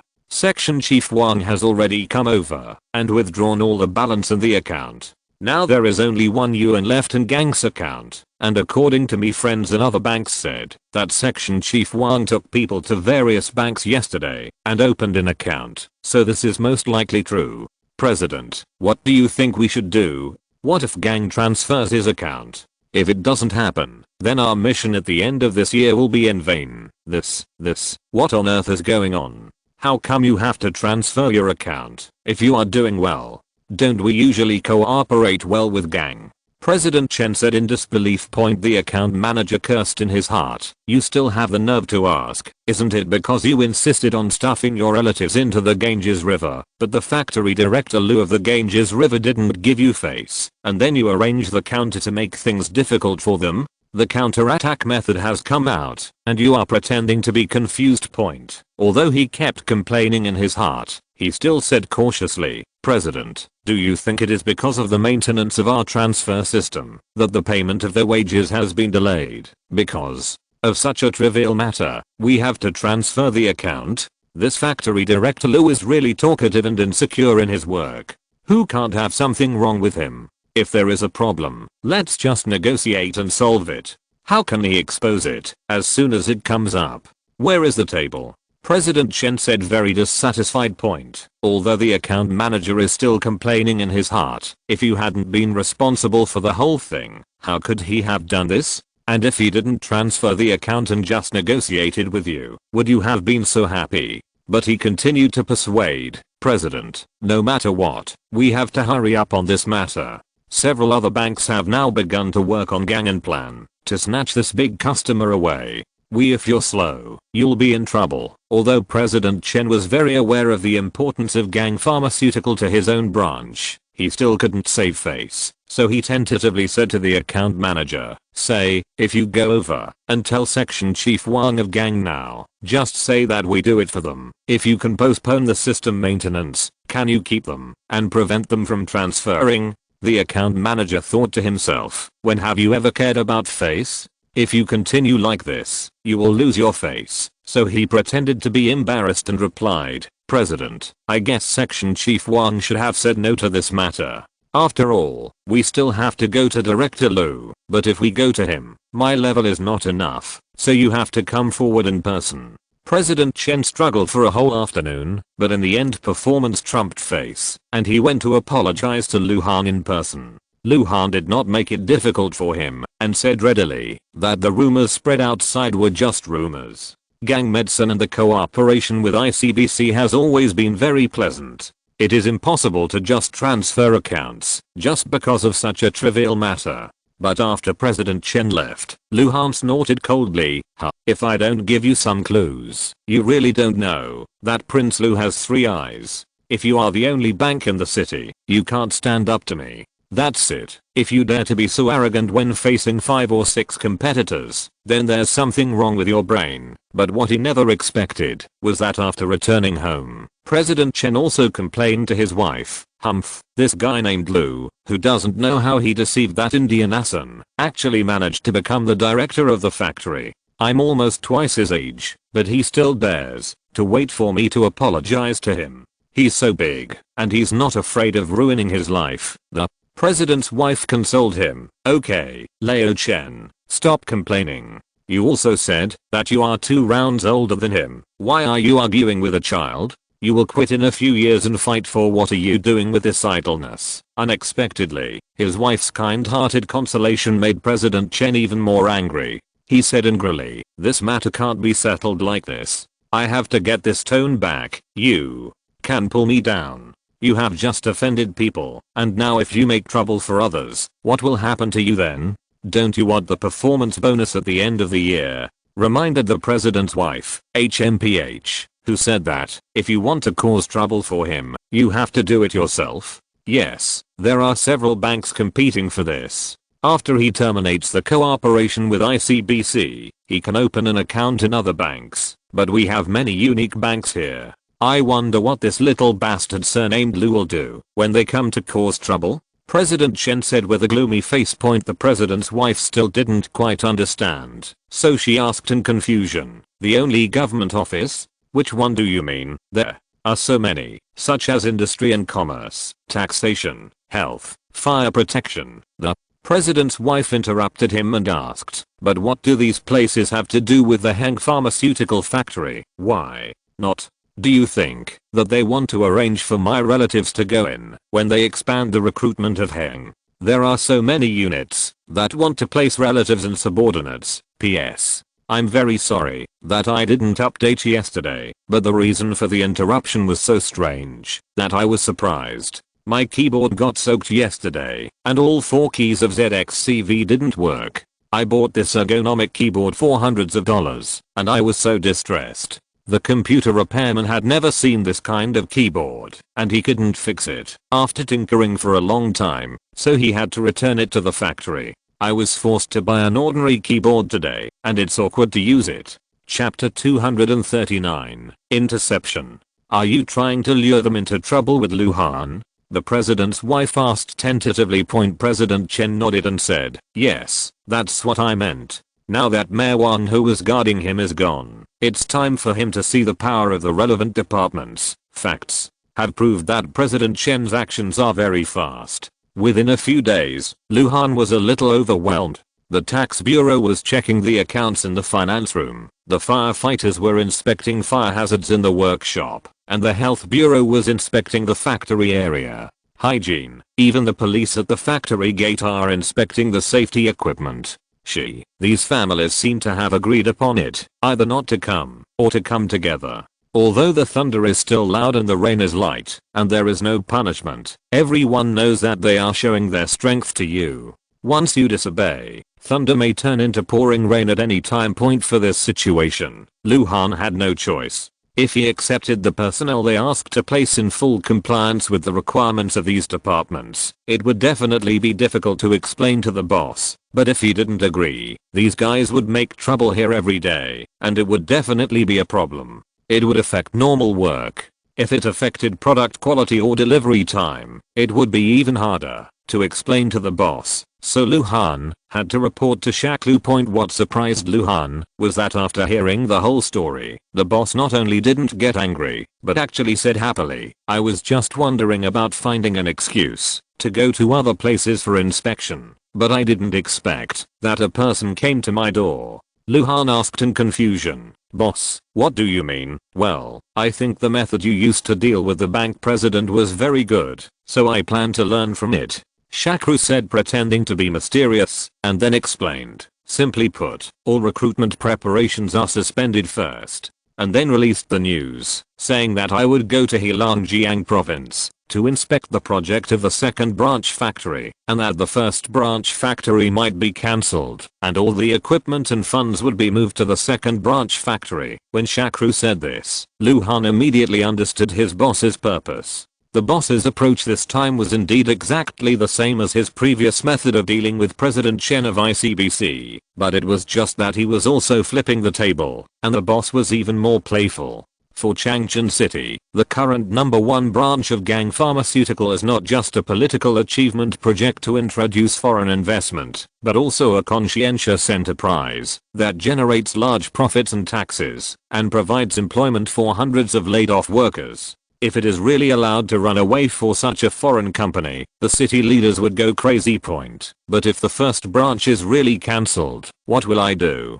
So Luhan asked nervously, boss, you don't really want to cancel the first branch, do you? Shakru laughed and said, don't worry, it's just a rumor. How can I be willing to cancel the first branch factory? In that case, who will guarantee my production tasks? But I can't put all my eggs in one basket. It's also an iron law of doing business, so I really plan to build a second branch. This is not because Shakru is deceiving Luhan, but that he really has this idea. Of course, the iron law of doing business is not the whole reason for this idea, and part of the reason comes from his old friend Liu in China, Zion. After not seeing each other for a few years, this guy has finally found something serious, and now he is actually working as a deputy director of the investment promotion office in a prefecture-level city in Heilongjiang province.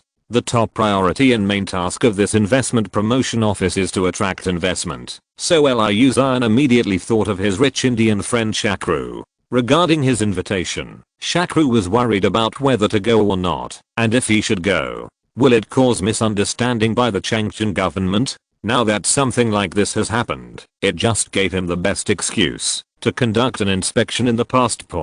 But to his surprise, the night before he boarded the plane, Liu Zion called him again. However, after hearing this call, Shakru was almost speechless with depression. It took him a long time to finally speak.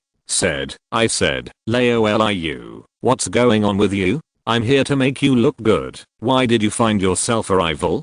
Two families came out to pick you up at the airport. Who do you want me to go with? Liu Zhan smiled bitterly and said, Lao Sha, you should take this as my thought. You must know that I'm the victim in this matter, and I'm the one who least wants it to happen. But there is nothing I can do. My arms can't hold my thighs. I'm here Key City and I are in Harbin City, so the higher the official rank is, the higher the rank will be. If this were the case back then, when my father was still in office, I could go directly to the grandson's house, but I can't do that now. Under the low eaves, I have to bow my head. At this time, Shakru remembered that the reason why Liu Zhan has been so low-key in recent years is because something happened to his father, so he retired. People in the officialdom have taken a rest. Since you are no longer in office, what do you say? Of course, it's not easy to use, let alone your children, so it's not bad. If Liu Zhan can find a place in the end point, it was precisely because they had no scruples about him that the investment promotion office in Harbin, the capital of Heilongjiang province, learned that Shakru, a foreign businessman, was coming to Key City, Heilongjiang province, to inspect projects, so they planned to keep him in Harbin. Although Wolfgang would not be publicly discussed by many people in slightly conservative China, his effectiveness and reputation were known to everyone, and the prosperity of the first branch factory in Changchun was also obvious to all. In addition, Harbin was facing a serious wave of layoffs, so they were eager to attract this investment, which would increase their political achievements on the one hand, and increase tax revenue, and resettle some laid-off workers on the other. Naturally, no one wanted to miss such a good thing that would kill three birds with one stone, so offending the investment promotion office of Key City would be an offense. Lao Sha, although we were forced to agree that the Harbin investment promotion office would join the team to welcome you, our leader still supported me to grab you, and specifically told me not to make the conflict surface. What does this mean? It means that we still have to fight, but we have to pay attention to the methods. So, you still have to help me this time. Whether I can complete my performance this year depends on you. Liu Zhan continued. PS. These chapters give people a feeling that the protagonist has been changed to Luhan. This is just because I want to write about some things that happened during that special period, so I wrote a few chapters from Luhan's perspective. In fact, I wanted to write a book on this subject a long time ago, but it's a pity that I'm not allowed to write it now, so I can only write a few chapters here to satisfy my craving. Please forgive me. Chapter 240 Airport Pickup. At 3:40 in the afternoon, the plane officially landed at Taiping Airport in Harbin. As soon as Shakru got off the plane, he saw Liu Zhan. Next to him, there was a thin man who was not tall, only about 1.67 meters tall. He has a good figure, but just by looking at the pair of eyes that move back and forth, you can tell that this person is a smart-minded person. Later, after being introduced, Shakru learned that this guy is Liu Zhan's main competitor, the investment promotion office of Harbin City Deputy Director Yang Chengpoint. In order to win this investment, Harbin City provided extremely high reception standards. The camera crew from the Heilongjiang province TV station actually entered the airport for filming. At the exit of the airport, Harbin City Executive Deputy Mayor Qin Bing was waiting early.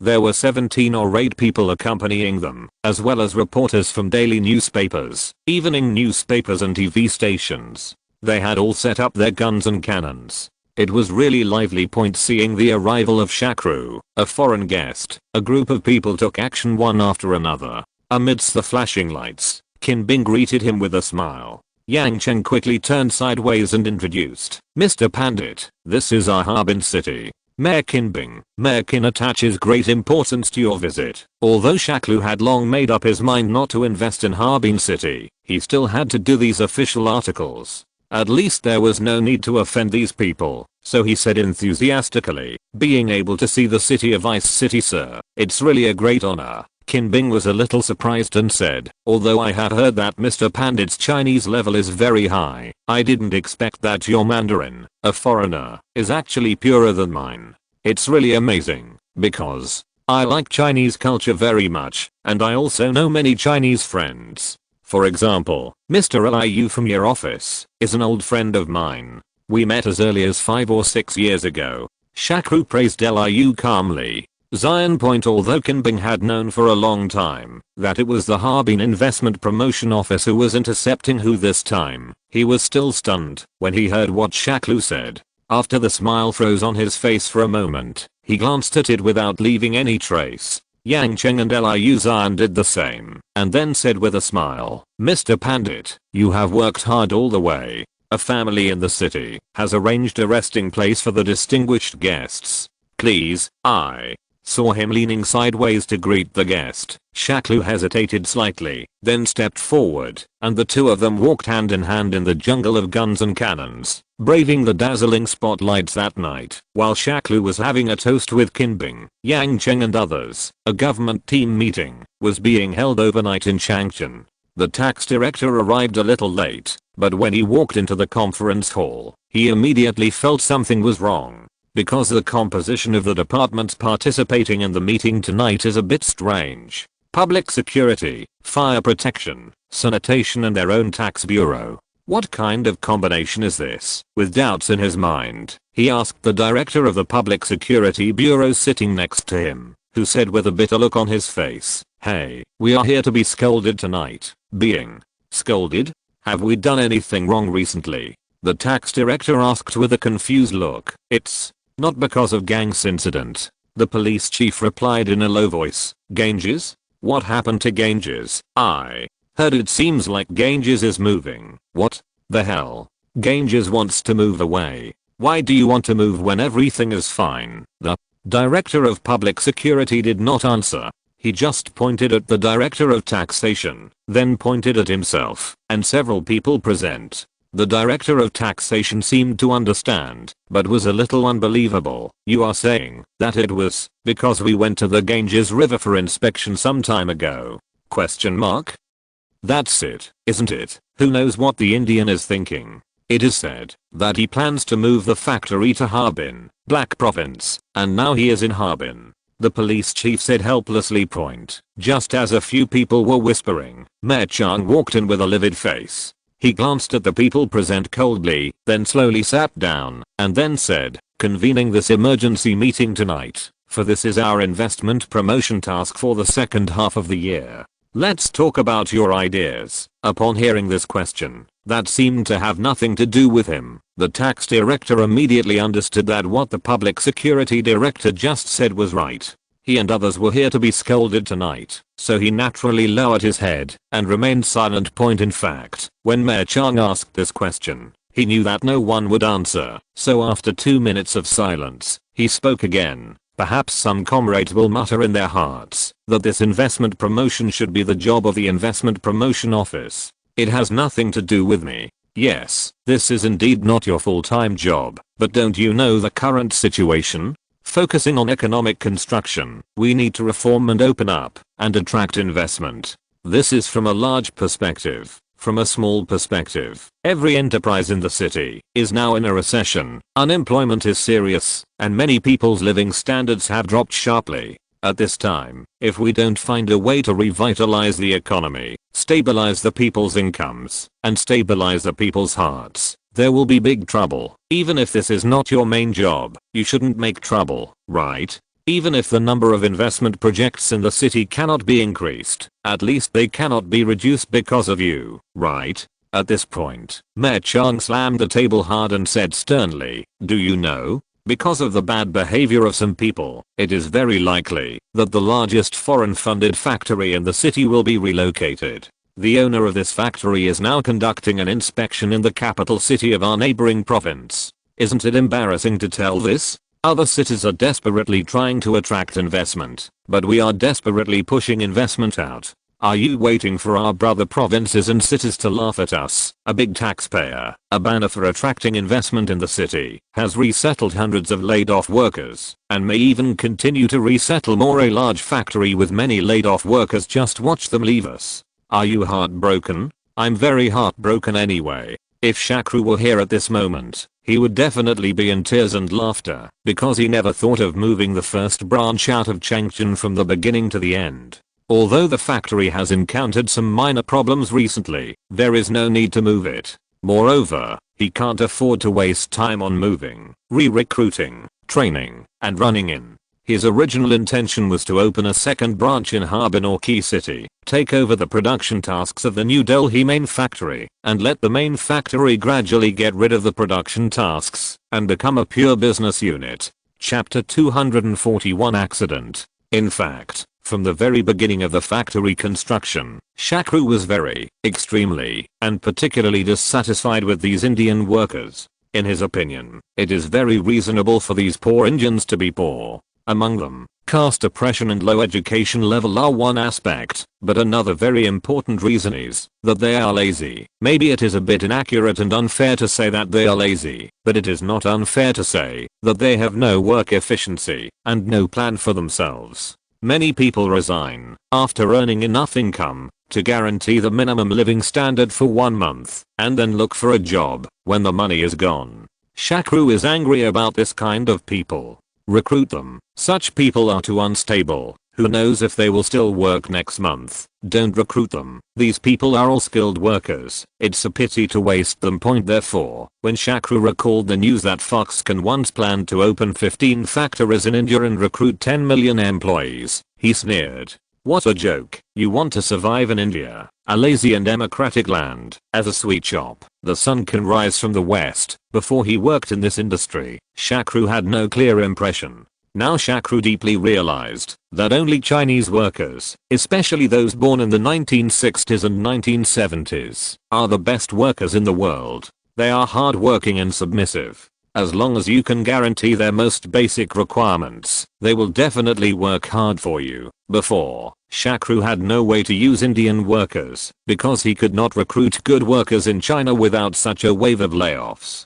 Now the situation is different. It is the best time to recruit workers. Why not take advantage of this great opportunity? That's why Shakru made this trip to Harbin Point the morning of the second day after the banquet. The Harbin Investment Promotion Office arranged to visit the second municipal pharmaceutical factory. Harbin Pharmaceutical Factory is divided into East Factory and West Factory, which are located on the east and west sides of the city respectively. The equipment efficiency of the West Factory is better. Harbin Pharmaceutical wants to expand capital in order to go public, so it takes the West Factory as the main trunk, plus some high quality resources of the East Factory, to form Harbin Pharmaceutical Group. The remaining residual resources of the East Factory were listed to establish the second municipal pharmaceutical factory. In fact, this is also a helpless move. If you want to go public, you must sacrifice some non-high quality resources. However, the second pharmaceutical factory also has its advantages. One is that it has land in the city, and the other is that it has some skilled workers. Therefore, the Harbin Investment Promotion Office has come up with 2 plans. If you want to invest alone, I will sell you the land to build a factory. Otherwise, I will use the land as a share, and the city can even make additional investments. The second pharmaceutical factory is not far from the city, and the area is not very large, only more than 200 acres. If the dormitory area is included, it can basically reach about 400 acres. The factory building is very dilapidated, and the trees are very dense. This is Shakru's first impression of this place. The East Factory was originally built before the West Factory, and it also made great contributions to the economic construction of Harbin. Later, the whole factory built a West Factory, and this place gradually fell behind. Because the East Factory was vaguely referred to as a central agency built by Emperor Chengzu of the Ming Dynasty, the workers of the second pharmaceutical factory laughed at themselves and said, "Eunuchs have no human rights." The factory is surrounded by various storefronts. Once you enter the factory gate, there is a large open area. Park the car here, and a group of more than 20 people walk in a mighty manner. The factory of more than 200 acres is not very big. It took about an hour to visit. Shakru really had no interest in these dilapidated factory buildings and old equipment. He just maintained superficial politeness. His expression was naturally seen by the people accompanying him, so after the tour, he went to sit in the factory office building. The office building had just been renovated. Although it didn't cost much, it looked neat at least. In fact, when most workers could only get half of their wages, the factory leaders were able to organize this renovation. They were already courageous. The leader was directly from the factory office. Everyone was walking and talking and laughing. Suddenly, he felt as if something fell on his head. He couldn't help but look up. Unexpectedly, he felt a black shadow flash in front of him, followed by a loud bang, and glass shards were flying everywhere. For a while, the scene was in chaos, mixed with the screams of women and men. After about 2 seconds of chaos, everyone finally found out where the problem was. It turned out that there was a 5-layer glass chandelier installed in the lobby at the entrance of the office building. The diameter was probably 4 or 5 meters. It was also installed during this renovation. It was considered a very luxurious lighting fixture. Just now, the glass chandelier loosened, and first some debris fell down, and then the whole headlight fell down. The whole process was very fast, so fast that people had no time to react. Directly was lucky. Although he was in the middle, when it fell on his head, he actually had time to shrink his neck, and finally did not rush forward to hit it head on. However, after being hit by the heavy steel frame, his legs softened, and he fainted in the glass shards. Without turning around, blood gurgled all over his body. But no one cared about him at this time. The flying glass shards injured more than one person, and only panicked voices were heard one after another. Merkin is injured. Protect. Foreign businessmen, hurry. Up and cover the leaders to get out. Even Qin Bing's arm was cut with a 3-centimeter long gash. Shakru was also affected, but the injury was not serious. There was only a cut of about 1 centimeter on his forehead. However, the blood flowing from his forehead made him a little annoyed. Is this the lamp that was just decorated? I can't. Needless to say, the installation is very problematic. After Shaklu's reminder, some people remembered and looked up at the ceiling. They saw that a large piece of it had loosened, exposing the dark floor. When they saw more dirt falling down, everyone shouted in unison and rushed out. Go upstairs. Liu Zion, who was not allowed to visit the factory due to identity issues, saw Shaklu coming out and took out 2 band-aids from the car. Shaklu, do you want to try this? The one with Yun and Baiao added is very effective. No, let's go to the hospital. At this time, Qin Bing could still maintain a good demeanor and said with a smile, be careful of glass shards. It's a pity that we have encountered such misfortune. I hope it will not affect our cooperation. It's just a little accident. Shakru smiled and shrugged. Of course, no one knew what he was thinking. Chapter 242, Apology. PS. The content of this chapter may be a little overdone, but at that time and even now, this kind of thing happens from time to time. I don't know whether it was because of the mayor's reputation or the reputation of foreign businessmen. Anyway, by the time Shakru and others arrived at the hospital had naturally been well prepared, with specialized nurses, specialized doctors, and specialized clinics to treat them. Although this kind of treatment was a good thing for his injuries, when Shaklu saw the long queue of people supporting the elderly and young children at the outpatient clinic, he still felt uncomfortable for a while. In fact, Shakru's injury was very superficial. He just scratched the capillaries and caused a lot of blood flow. The doctor checked carefully and found that there was no broken glass inside, so he carefully sutured it with 3 stitches, and it was over. Since Merkin's injury was relatively serious and difficult to deal with, Shaklu walked out of the outpatient hall first. Looking at Liu Zion, who was smoking outside, Shaklu leaned over and whispered in his ear, "Old Liu, tell me the truth, was it you who did this?" "Hey, Liu Sha, we are familiar with each other, but we can't say this nonsense." Liu Zion replied with twinkling eyes. Shaklu said slowly, "You know whether you are talking nonsense or not. Anyway, I don't believe that Liu Zion, who had a bad temper, will suddenly become a good baby who can be rubbed by others. Moreover, this is too small. It means coincidence. This light will not go off sooner or later. Why did it fall off when we walked downstairs?" Liu Zion glanced around first, and then whispered quietly, "I will tell you more about this when I have time later, but it was really an accident to hurt you. I'm sorry, Liu Sha." Shaklu waved his hand and said, "It's okay, it's just a skin injury, but your hands, Liu, are quite cruel. Aren't you afraid of being discovered by them?" Even the few little policemen in the city are so exhausted that they can't tell. "Do you know who I'm looking for this time? That's the king of special forces. These guys are very capable."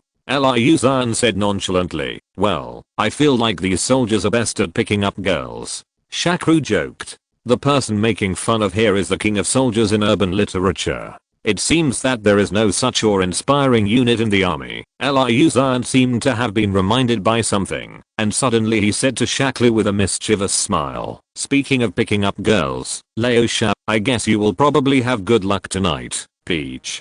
Blossom luck? What do you mean? Shakru asked confused. Liu Zhan didn't answer but asked, tell me honestly, did you fall in love with the waiter in charge of our box yesterday? Shakru couldn't help but be stunned when he asked this question, and then retorted with feigned displeasure, what are you talking about? Am I so horny that I can feel it when I see a woman? Although he said this, in his heart he could not help but be surprised. That's not what he thought, because he really had feelings for the waiter who was in charge of their box in the hotel last night. Those long legs made him feel itchy at the sight. Of course, this was just an itch, and I had no other thoughts. It was just that Liu Zhan exposed it at this time, so it seemed a little embarrassing. Pull it down. No one could tell from your appearance at that time. Your eyes almost grew into that girl's body.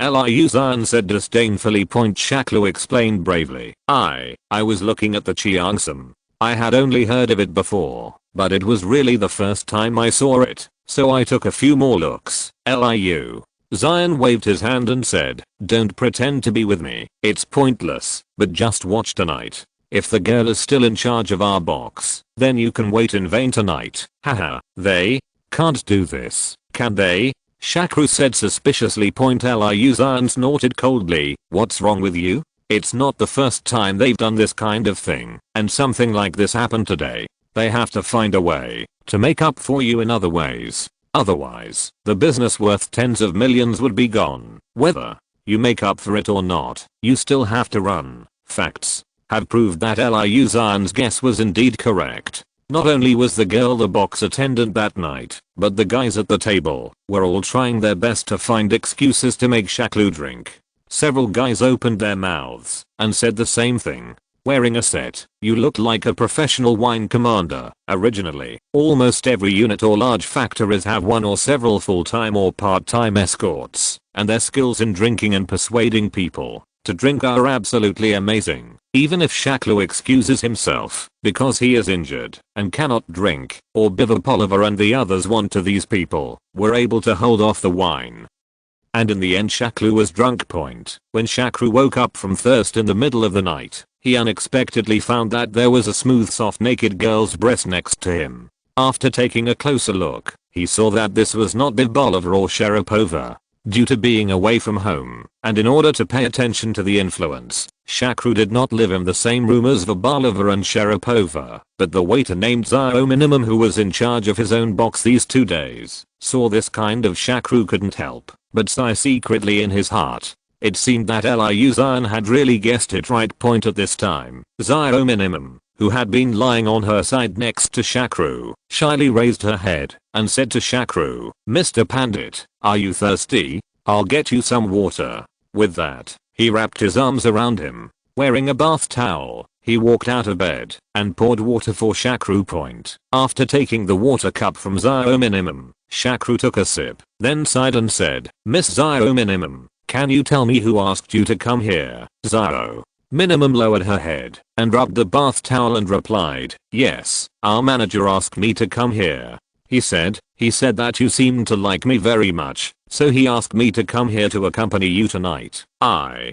seem to like you very much. Shakru repeated Zio Minimum's words in a low voice, then smiled bitterly and said, it seems that your manager thinks I'm Jinke. It is said that when Prince Dan of Yan bribed Jinke, it was like this. When the two were watching singing and dancing together, Jinke casually praised a singing girl who played the piano. Prince Dan wanted to give this singing girl to Jinke, but Jinke just said it casually and didn't particularly like this girl, so he evaded the question by saying, I just like her hands that play the piano. As a result, the next day Prince Dan directly asked someone to chop off the girl's hands and gave them to Jinke. There are many similar rumors, such as the horse liver of 1,000-mile horse and the golden tiles for smashing a turtle. In short, Prince Tang can be said to be the best gift giver, because no matter whether you like it or not, you have to accept the things he gives and appreciate his kindness. So Jinke always said that Prince Tang was very kind to me.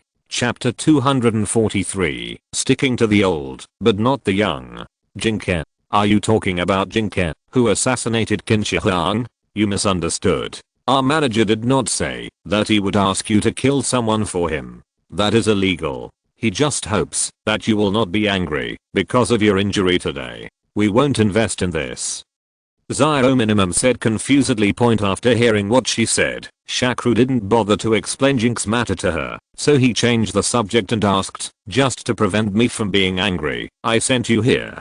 Don't you feel aggrieved, Zio? Minimum's face darkened, and she sighed and said, hey, what's the point of being aggrieved? In fact, a year after I came here, I knew that this is the fate of us waiters. On the surface, we work in the municipal party committee hotel. It's quite glamorous, you make a lot of money, you don't have to work hard, and you have the opportunity to get to know the boss. But in the end, you either end up being the secret lover of a boss, or you get a bad reputation and move away, and you can settle down anyway. Not many people have returned home. If you really don't want to, then the worst thing you can do is not work here, so you won't wrong yourself so much. Shakru asked with some confusion. It's not as simple as you think. Since the leader has taken a liking to you, there are plenty of ways to control you. Unless you are willing to leave your whole family, sooner or later, you will fall into their hands. Even those female carders can't hide, let alone us waiters.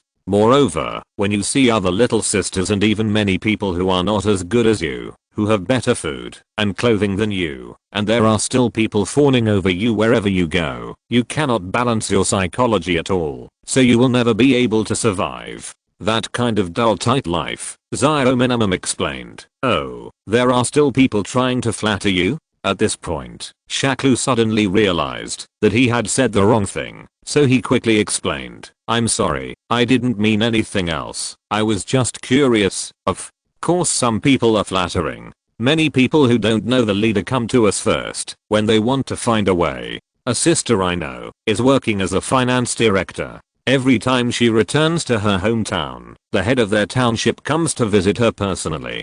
Come pick her up. In their village, she speaks better than their village chief point, and you don't have to worry too much. I can tell you are a good person just by looking at your eyes. Although you look a little lewd, when you look at people, your eyes are very equal.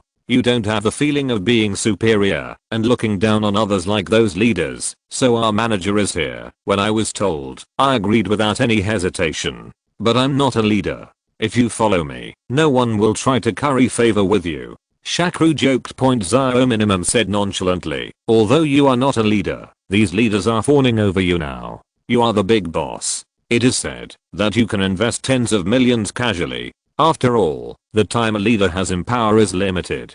And there are promotions and demotions, but it's different for a big boss like you. Your money can't fly away, and you are a foreigner, a first-class foreigner or a second-class official. You are one level higher than them.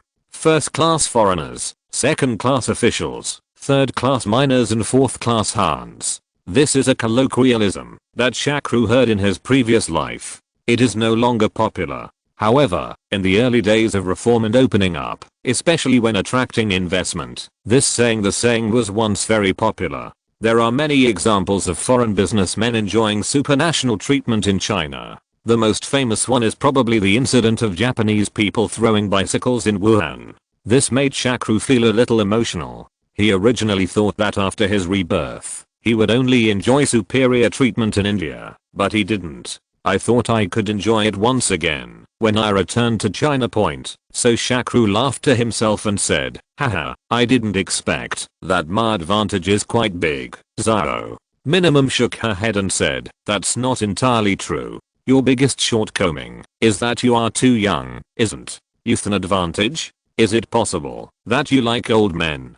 Shakru asked in confusion. There is a popular saying among us sisters, which is that older men are more affectionate and affectionate. So as long as you follow him seriously, you will usually give the woman who follows you a explain, whether it is helping to find a job or giving money. If you open a facade, you won't just kick it away after playing with it. On the contrary, it won't work for a young man. He will try very hard to chase you at the beginning, but when he gets tired of it, or meets someone newer and more beautiful, he will just kick it away. You shook it off like a piece of rag. Zio Minimum explained seriously. Although this was the first time that Shakru heard the saying none to the elders, but not to the younger ones, he had to admit that it was indeed a matter of specialization in the profession, and his explanation was quite reasonable. No wonder the girls in the previous life liked to look for uncles. So he teased Zio Minimum and said, "Then you are not afraid that I will kick you away when I get tired of playing with you? Don't be afraid.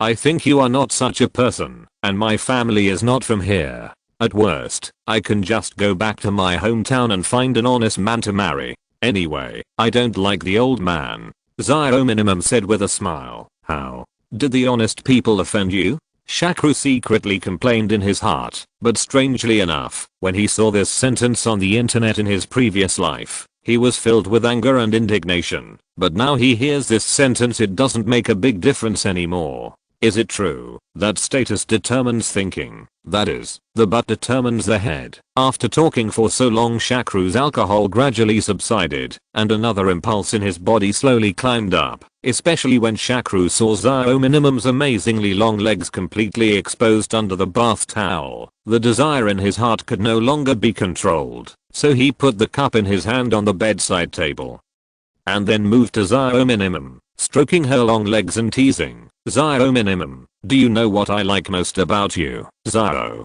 Minimum, who was touched by Shakru's magic hand, panted slightly and said, "Of course I know, it's my legs. From the first time I poured you wine, I found that your eyes never left my legs. But you have a good eye. They all say that my legs are the most beautiful." "They? Are you talking about those leaders?" Shakru asked with a frown. Zio Minimum quickly explained, "Oh, don't think too much. I'm talking about us sisters. We usually take a bath together, so naturally we will compare with each other. Don't worry, my body is clean." At the end, Zio Minimum lowered her head in shame. Faced with this situation, it is redundant to say anything or to express everything with actions, so Shakru directly tore off the bath towels on the two people and then pounced on them. P.S. When writing this chapter, I suddenly realized that the protagonist's superiority can be reflected not only in India, but also in China. I just don't know if everyone can accept it. If you're listening to this novel on a channel other than Fanfic World, it means they downloaded and uploaded it without effort. We cordially invite you to visit our channel, Mundo Fanfic Novelos. There you'll find the original version of this story and you can explore many other novels of various genres. We're waiting for you to immerse yourself in a world of incredible novels. Chapter 244, The True and False Berg Camp. As the saying goes, eating others' mouths is short, and taking others' hands is short. Since Shakru ate the long-legged beauty that was sent to him, it was naturally inconvenient for him to leave Harbin due to the unexpected incident of being smashed. I plan to continue perfunctory for a few days, and then go to Key City, where Liuzan is located. But what surprised him was that the city's enthusiasm for him had dropped a bit. It wasn't that the level of hospitality had been lowered, but it was just that there were no major city leaders accompanying him. Even Yang Cheng from the investment promotion office told him, let him recover well, and then talk about cooperation. It was not until 2 days later that Shakru learned the specific reason for this incident. On this day, Yang Cheng, the deputy director of the investment promotion office, came to Shakru and first greeted, "Mr. Pandit, how have you been resting these 2 days? Is your injury okay?" "It doesn't matter. It was just a skin injury at first, but it is completely healed now. I don't know when Merkin of your city will have time. I would like to exchange opinions with him about the second pharmaceutical factory. In fact, this is Shak." Lu wanted to explain this matter to Merkin, and then find an excuse to leave Harbin for a comprehensive inspection.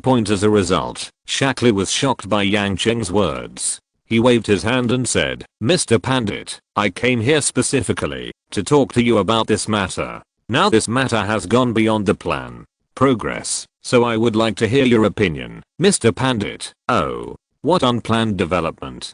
Shakru asked in confusion. Yang Cheng pondered for a moment and then said, "To put it simply, one of your colleagues is also interested in the project of the second pharmaceutical factory, so he wants to have a healthy competition with you." After hearing this explanation, Shakru immediately understood why his place had become a cold spot in the past 2 days. It turned out that another investor was interested in this place, so the city government planned to sell it at a price to see who would come on both sides, offer a higher price, and then decide who to cooperate with. Hearing this news, Shakru breathed a big sigh of relief because he didn't need to make excuses anymore and could leave Harbin directly. However, he still asked curiously, "Competition is a good thing. Only with competition can we have the motivation to move forward. But I would like to know which pharmaceutical company is competing with me. It's not a pharmaceutical factory.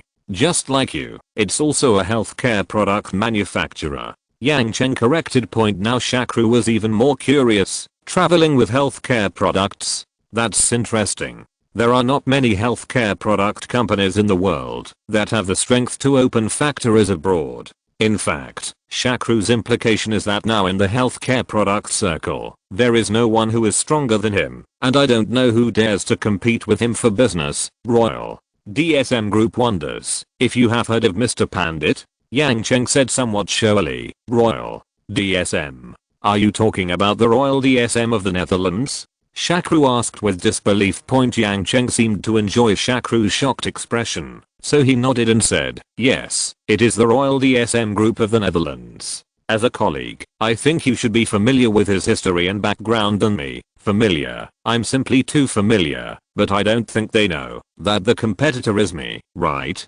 Shakru asked tentatively. Yang Cheng thought for a moment and then replied, "They know. We made this situation clear to them at the beginning, but the DSM vice president who led the team said that, although they were a step late, they were willing to proceed, play fair and be confident that their conditions are the best." "Which vice president is leading the team? It can't be Mr. Bergkamp, right?" Shakru asked. Yang Cheng asked in surprise, "Yes, it's Mr. Bergkamp." "Mr. Pandit, are you familiar with him?" But this time Shakru did not answer his question in time. Instead, he started to think about it. This is not right. Considering the relationship between his Heng medicine and DSM, Bergkamp should not have said it in the first place. If they compete with themselves, after all, they still hold DSM's Wolfgang license in their hands. If they compete with themselves, wouldn't they just feel uncomfortable? On the other hand, with his and the old Bergkamp's relationship, when he heard that he was also in Harbin City, he should come over and see him. After thinking for a while, Shakru said in a deep voice, "Well, I don't know where Mr. Bergkamp is staying. I want to visit him. Is that okay?" Hearing Shakru's request, Yang Cheng seemed a little embarrassed. "Mr. Pandit, as I said just now, we have to have healthy competition. It doesn't seem right for you to go to Mr. Bergkamp at this time." "What's wrong with this? We are all in the same industry. Isn't it normal for us to communicate and learn from each other? And this is in China. What else do you have to worry about?" Shakru replied disapprovingly and finally said Yang Cheng was deliberately stimulated. Yang Cheng thought about it and thought it was right, so he agreed. "Okay then, I'll ask Mr. Bergkamp and arrange a time for you to meet." After chatting for a while, Yang Cheng got up and left. As soon as he walked away, Shakru, who was still smiling at first, turned serious. He first asked Bav Bolivar to guard the door, then picked up his mobile phone and dialed a number, then said slightly unhappily, "Hi Mr. Prince Bing, what are you busy with recently?" "Oh, who do I think it is? It turns out to be little Shakru. I'm on vacation in Italy. Oh my god, there are so many beauties here. By the way, why did you suddenly remember to call me?" The old Bergkamp on the other side of the phone replied excitedly. After hearing what old Bergkamp said, Shakru had a clue in his heart, but he still asked worriedly, "Let me ask you a question first. There is no other vice president of DSM with the surname Bergkamp, right, old Bergkamp said unhappily. Of course not. The noble surname of Ice Prince is not worthy of everyone. Hey, little Shakru, what's wrong with you today? Why do you always ask such weird questions? Shakru laughed. Haha. The reason is very simple and interesting, because I met another vice president of the Royal DSM Group of the Netherlands with the surname Bergkamp in China. What? Did you say? You met another vice president of DSM who called himself Bergkamp in China? Oh my god. Little Shakru, today is not April Fool's Day, and this joke is not funny at all. Old Bergkamp asked in extreme shock. Chapter 245. Bad things turn into good things. After Shakru told old Bergkamp everything he had just heard, and his recent experiences, the other party said angrily, "These damn liars dared to steal my name. This is an insult to my reputation. I will go to China now, to expose their true colors." By the way, little Shakru, which city in China are you in now? Is there a direct flight from Milan to there? No, you have to fly to Beijing, the capital of China, and then transfer here. But I advise you to make adequate preparations before coming. Since the other party dares to impersonate you, he must know something about you and your DSM, and maybe he is even an insider, so you must keep it confidential, and don't leak the news, and scare the other party away. In addition, you must prepare something to prove your identity. It is not realistic to rely on my proof alone. After all, no leader in China knows you. If they arrest you as a liar, it will be a great injustice for you. As for the guy who impersonates you, I will try my best to help you stabilize it here. Shakru reminded. Old Bergkamp nodded and said, okay, I'll listen to you. I'll make preparations and fly to China. Little Shaka, thank you so much this time. I thank you on behalf of myself and our DSM group.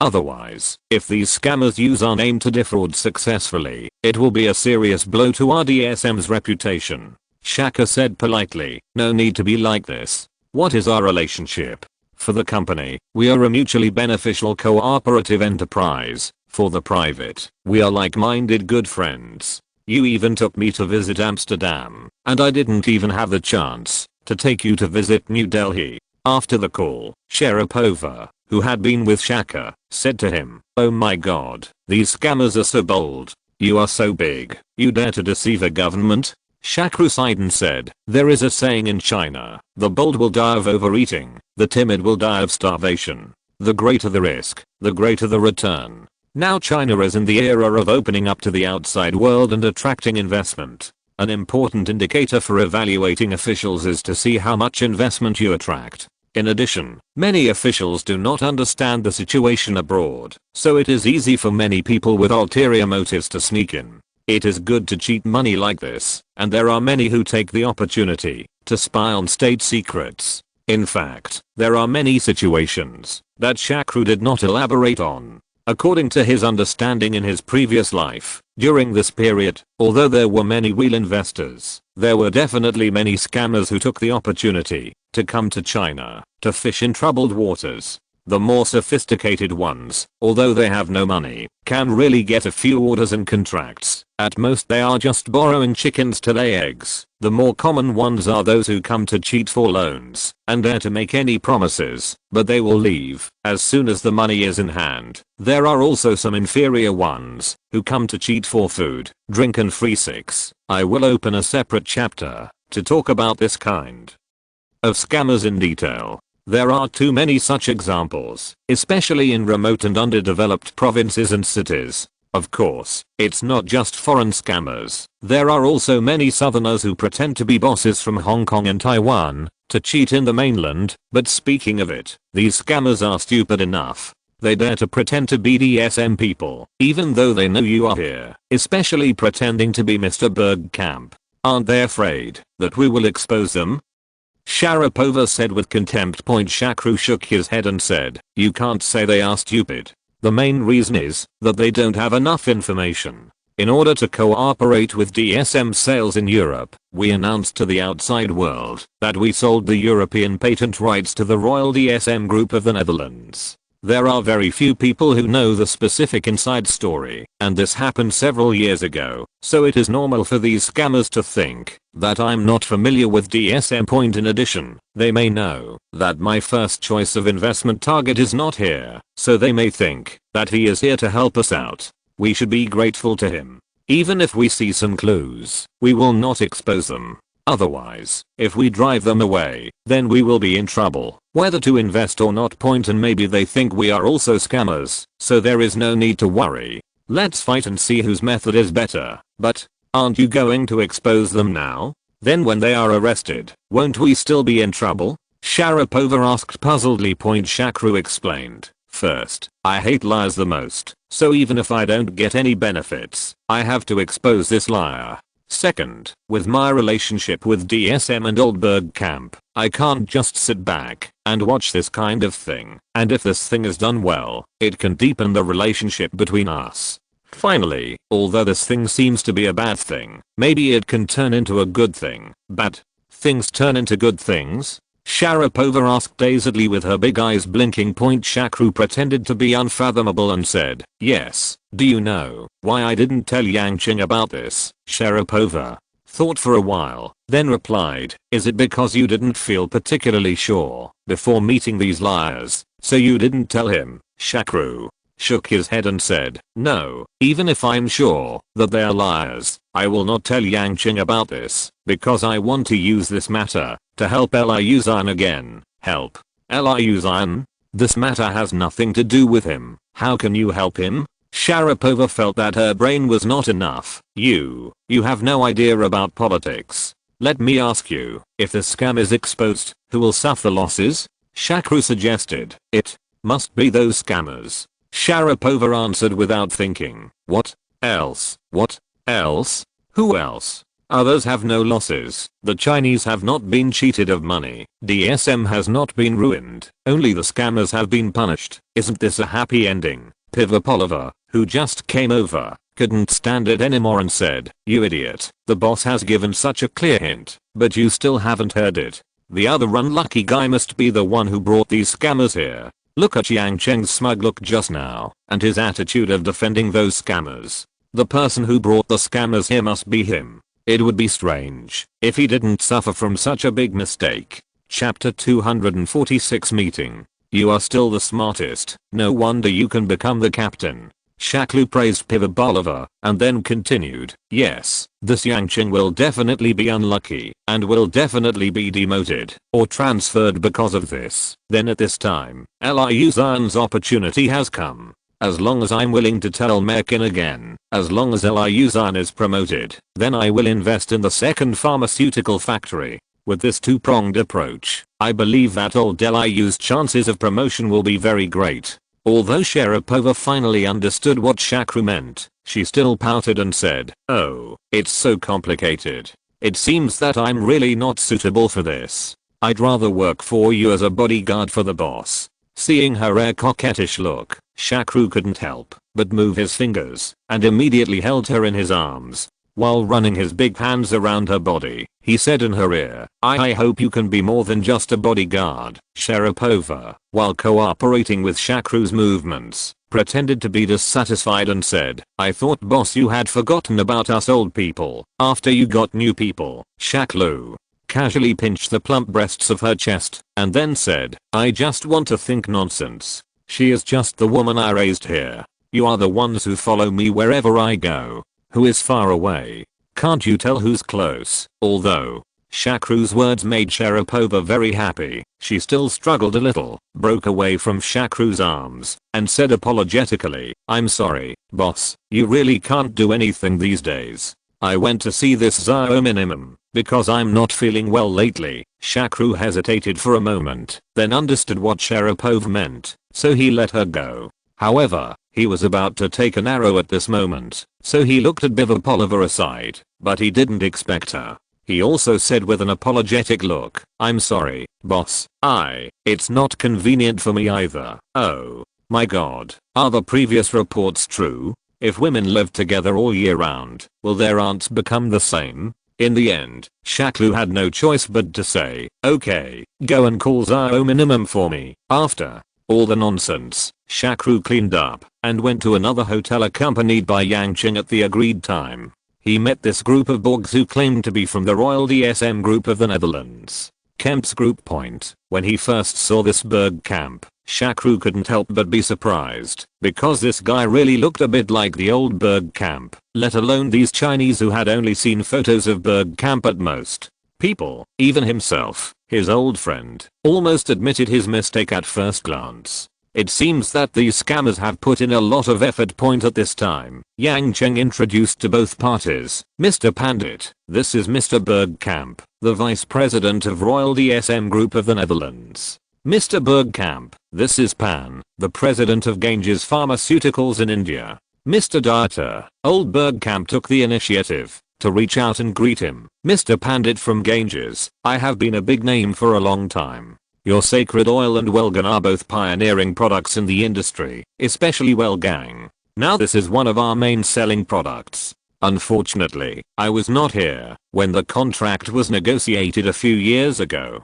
I have been able to meet you here today, which can be regarded as fulfilling a long cherished wish of mine. You are too polite. Your company is a veteran in the industry. I have just entered the industry and I have to ask for your guidance. Although Shakru was extremely polite, he was complaining in his heart. This guy is so eloquent. It was a pity for the liar, but suddenly, his bad taste aroused and he asked, I wonder, Mr. Bergkamp, do you like football? This is the same question Shakru asked when he first met the real old Bergkamp, but it was obvious that the fake old Bergkamp did not understand the meaning of this sentence. After a moment, he replied perfunctorily, well, it's okay. I watch it occasionally, but I'm not a loyal fan, pretending to be someone else. It turned out that he didn't even know the person's interests and hobbies. This liar was not very dedicated. So far, Shakru had no great interest in this imposter. After some small talk, Shakru left.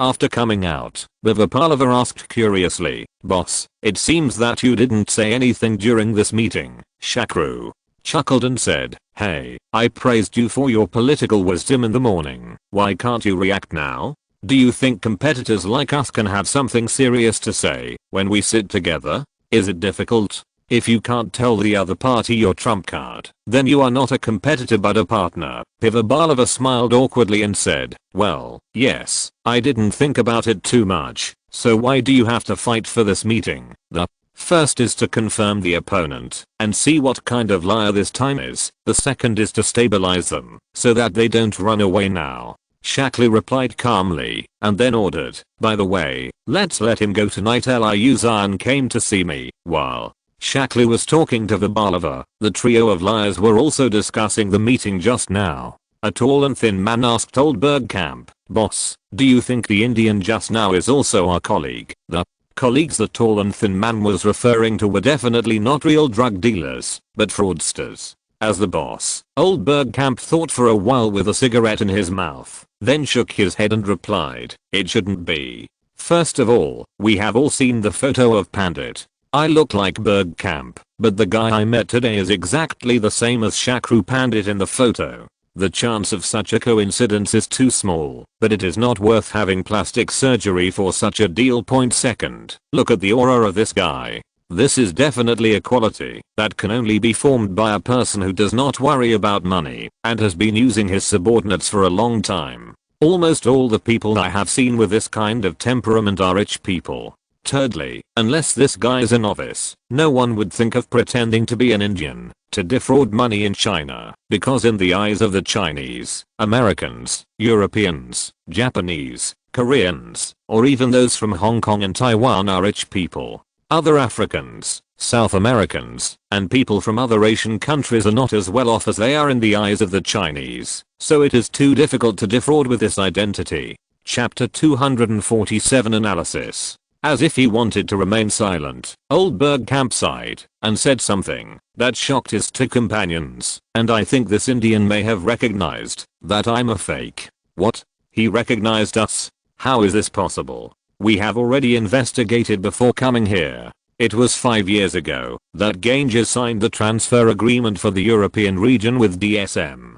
In addition, the person in charge at that time, it's not Berg Camp, so there should be no reason for this pandit to know him. And he didn't expose us or say anything special just now. The tall and thin man looked in disbelief. Have you forgotten what the first thing he asked me when he met me? Asked me if I liked football? Is this a suitable question to ask someone who just met? Especially someone with his standards. A businessman. So there must be a reason why he asked this question, but I didn't know how to answer it, so I clearly felt that he was absent-minded later on.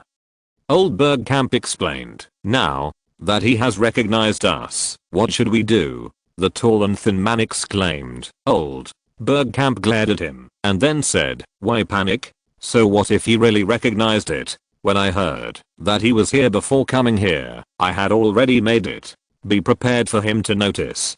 Don't worry, even if he notices it, he won't say anything nonsense. Point first of all, we are here to help him out. You know, his initial investment target was not here, but because his friend had a low official position, his boss forcefully snatched away his clients. Therefore, from Pandit's true intention, he did not want to be here. Investor, now that we are here, it is a good opportunity for him to escape. If he really exposes us, what should he do next? Are you still investing here? Isn't that just looking for problems for yourself? Do you think a successful businessman like him would do something that would harm others and not benefit himself just for fun? The tall and lanky man nodded and said, that's definitely impossible. Otherwise his business wouldn't be that big. That's it. Second, why does he say that we are fake? He doesn't have any evidence, so he just says that we are fake. Why do the Chinese people believe him? Especially him and us, since they are competitors. He cannot say this easily, not to mention that he has no evidence.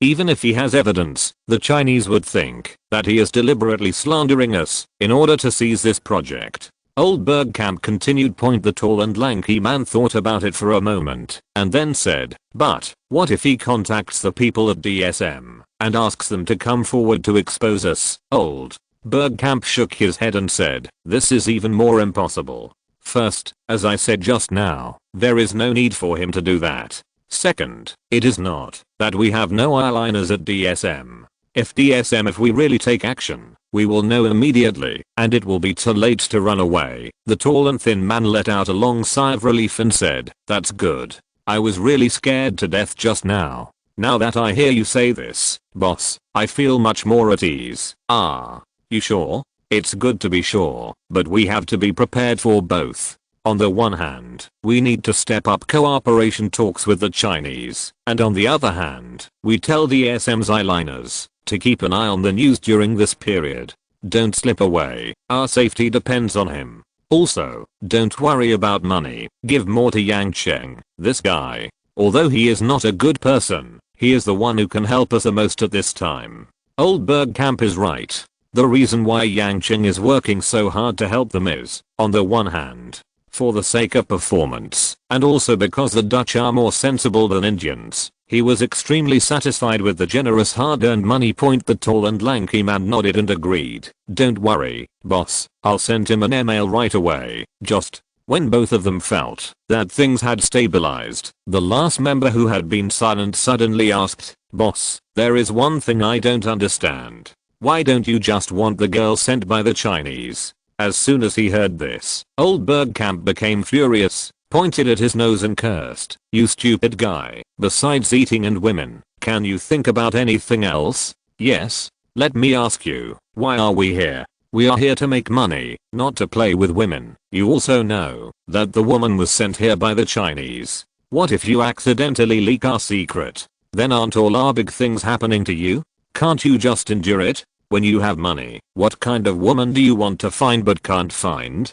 Besides, Chinese women with small breasts and small butts, what's the point of playing with them? Where are our Amsterdam beauties enough? The guy who was called a stupid guy couldn't help, but said in a naive voice, that's true. Actually, I just want to try something new. If I want to say that it's enjoyable enough, it's up to us European women. The next three people discussed the topic in a completely wrong direction. That night, Liu Zhan quietly came to Shakru's place. As soon as he entered, he complained. I said, Liu Sha, what are you doing?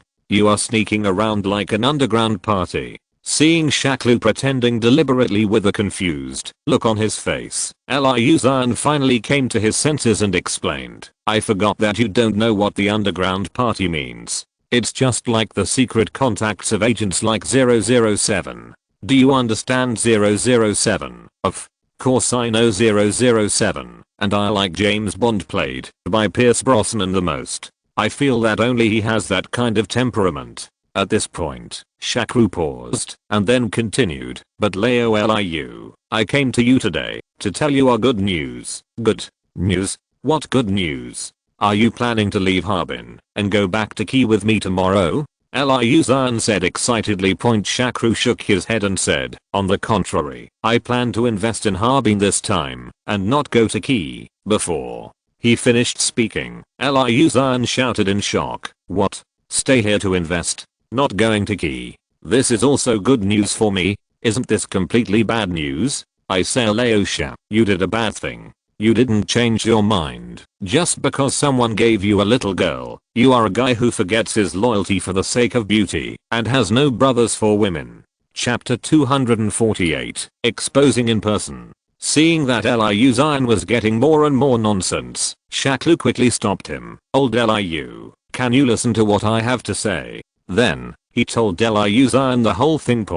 Although Liu Zhan has a quick temper, he was raised in a family of officials after all. When he heard Shakru's explanation, he suddenly said awkwardly, so that's what happened. Alyosha, you should have say. This time, it was Shakru who interrupted Liu Zhan and said, I want to say it, but you have to give me a chance. Hey, Liu, Shakru, is such a person in your mind? If that's true, can I come all the way from India to support you? Liu Zhan said repeatedly, this is my fault, this is my fault. But Alyosha, are you sure about this? Are you familiar with that DSM vice president? I am as familiar with him as I'm with you. Do you think we are familiar with him? Shakru said angrily, that's good, that's good. Then this is a rare and good opportunity. Liu Zhan murmured. Shakru nodded and said, yes, that's why I came here specifically for you and asked you to be careful not to be seen. I have already contacted DSM and they will be here in 3 or 4 days at most.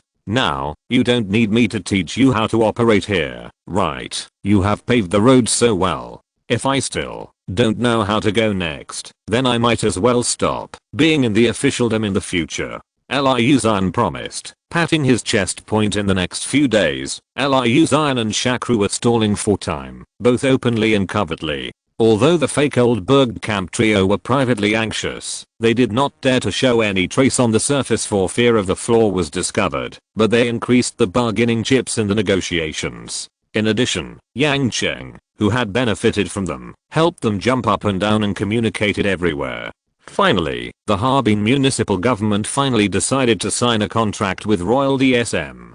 It was naturally impossible to invite Shakru to the ceremony where the two of them signed the contract, but Shakru came uninvited. When Shakru and his 5-member team walked into the signing site, both Merkin and Old Bergkamp felt very embarrassed. Merkin felt that, although the sale could not be completed, benevolence and righteousness must be there, and this time it was him. This person felt a little embarrassed, because he felt sorry for his Indian friends, while Old Bergkamp was worried that something might happen to Shakru, which would affect the $1 million he was about to receive. Therefore, both sides looked displeased at the middleman, Yang Cheng, Deputy Director of the Investment Promotion Office. Yang Cheng, who was stared at by 2 eyes, naturally understood what they meant. In fact, he himself found it quite disturbing. This Indian is too discerning. Didn't you want to invest here in the first place? Why are you still here to cause trouble now? Isn't it okay if you don't sign it and someone else signs it? So Yang Cheng walked over and said to Shakru, Mr. Pandit, I'm sorry today's ceremony took into account your relationship with Mr. Bergkamp, so I didn't invite you. I don't know whether you came here today to congratulate or not. Before Yang Cheng could finish speaking, Shakru interrupted him. What is the relationship between me and Mr. Bergkamp? Director Yang, do you really know? Well, didn't you two just meet in the past few days, so they should still be competitors? Of course, after today, it won't be the case. We still welcome the two of you to cooperate in other aspects. Yang Cheng reluctantly replied with some confusion. Unexpectedly, Shakru interrupted him again and snorted, "Humph. Who said that, Mr. Bergkamp? And I just met in the past few days. I already knew him 5 years ago. And we are very good friends. How is this possible? You guys obviously only met 2 days ago." Yang Cheng said in disbelief. Shakru said to a man wearing a hat, sunglasses and a mask standing behind him, "Mr. Ice Prince, say hello to everyone." After the man took off his sunglasses, mask and hat, everyone present was shocked because this man looked extremely similar to today's signing representative, Mr. Bergkamp, the vice president of the Royal DSM Group of the Netherlands. Similarly, Yang Cheng pointed at the man in stunned silence and asked, "Who are you?" Shakru introduced on the side, "He is the real vice president of the Royal DSM Group, Mr. Wesley Bergkamp." In fact, the moment the old Bergkamp took off his mask, old Bergkamp already knew that something was wrong, and he finally realized why Shakru would ask him whether he likes football. Isn't the Dutch Ice Prince's surname Bergkamp? Is it possible that there is some kind of relationship between the two Bergkamps? But this is not the time to think about these things. The first priority is to solve the current dilemma. Old Bergkamp jumped out and said, "Mr. Pandit, your competition method is too clumsy. I don't know where to find someone who looks exactly like me, so I dare to say that I'm a fake. You know, I have all the procedures, and we can call the Dutch headquarters to confirm." But what puzzled him was that Shakru and the genuine Bergkamp not only did not stop him at all, but followed his words and said, "Okay, it's a good time to call back to the headquarters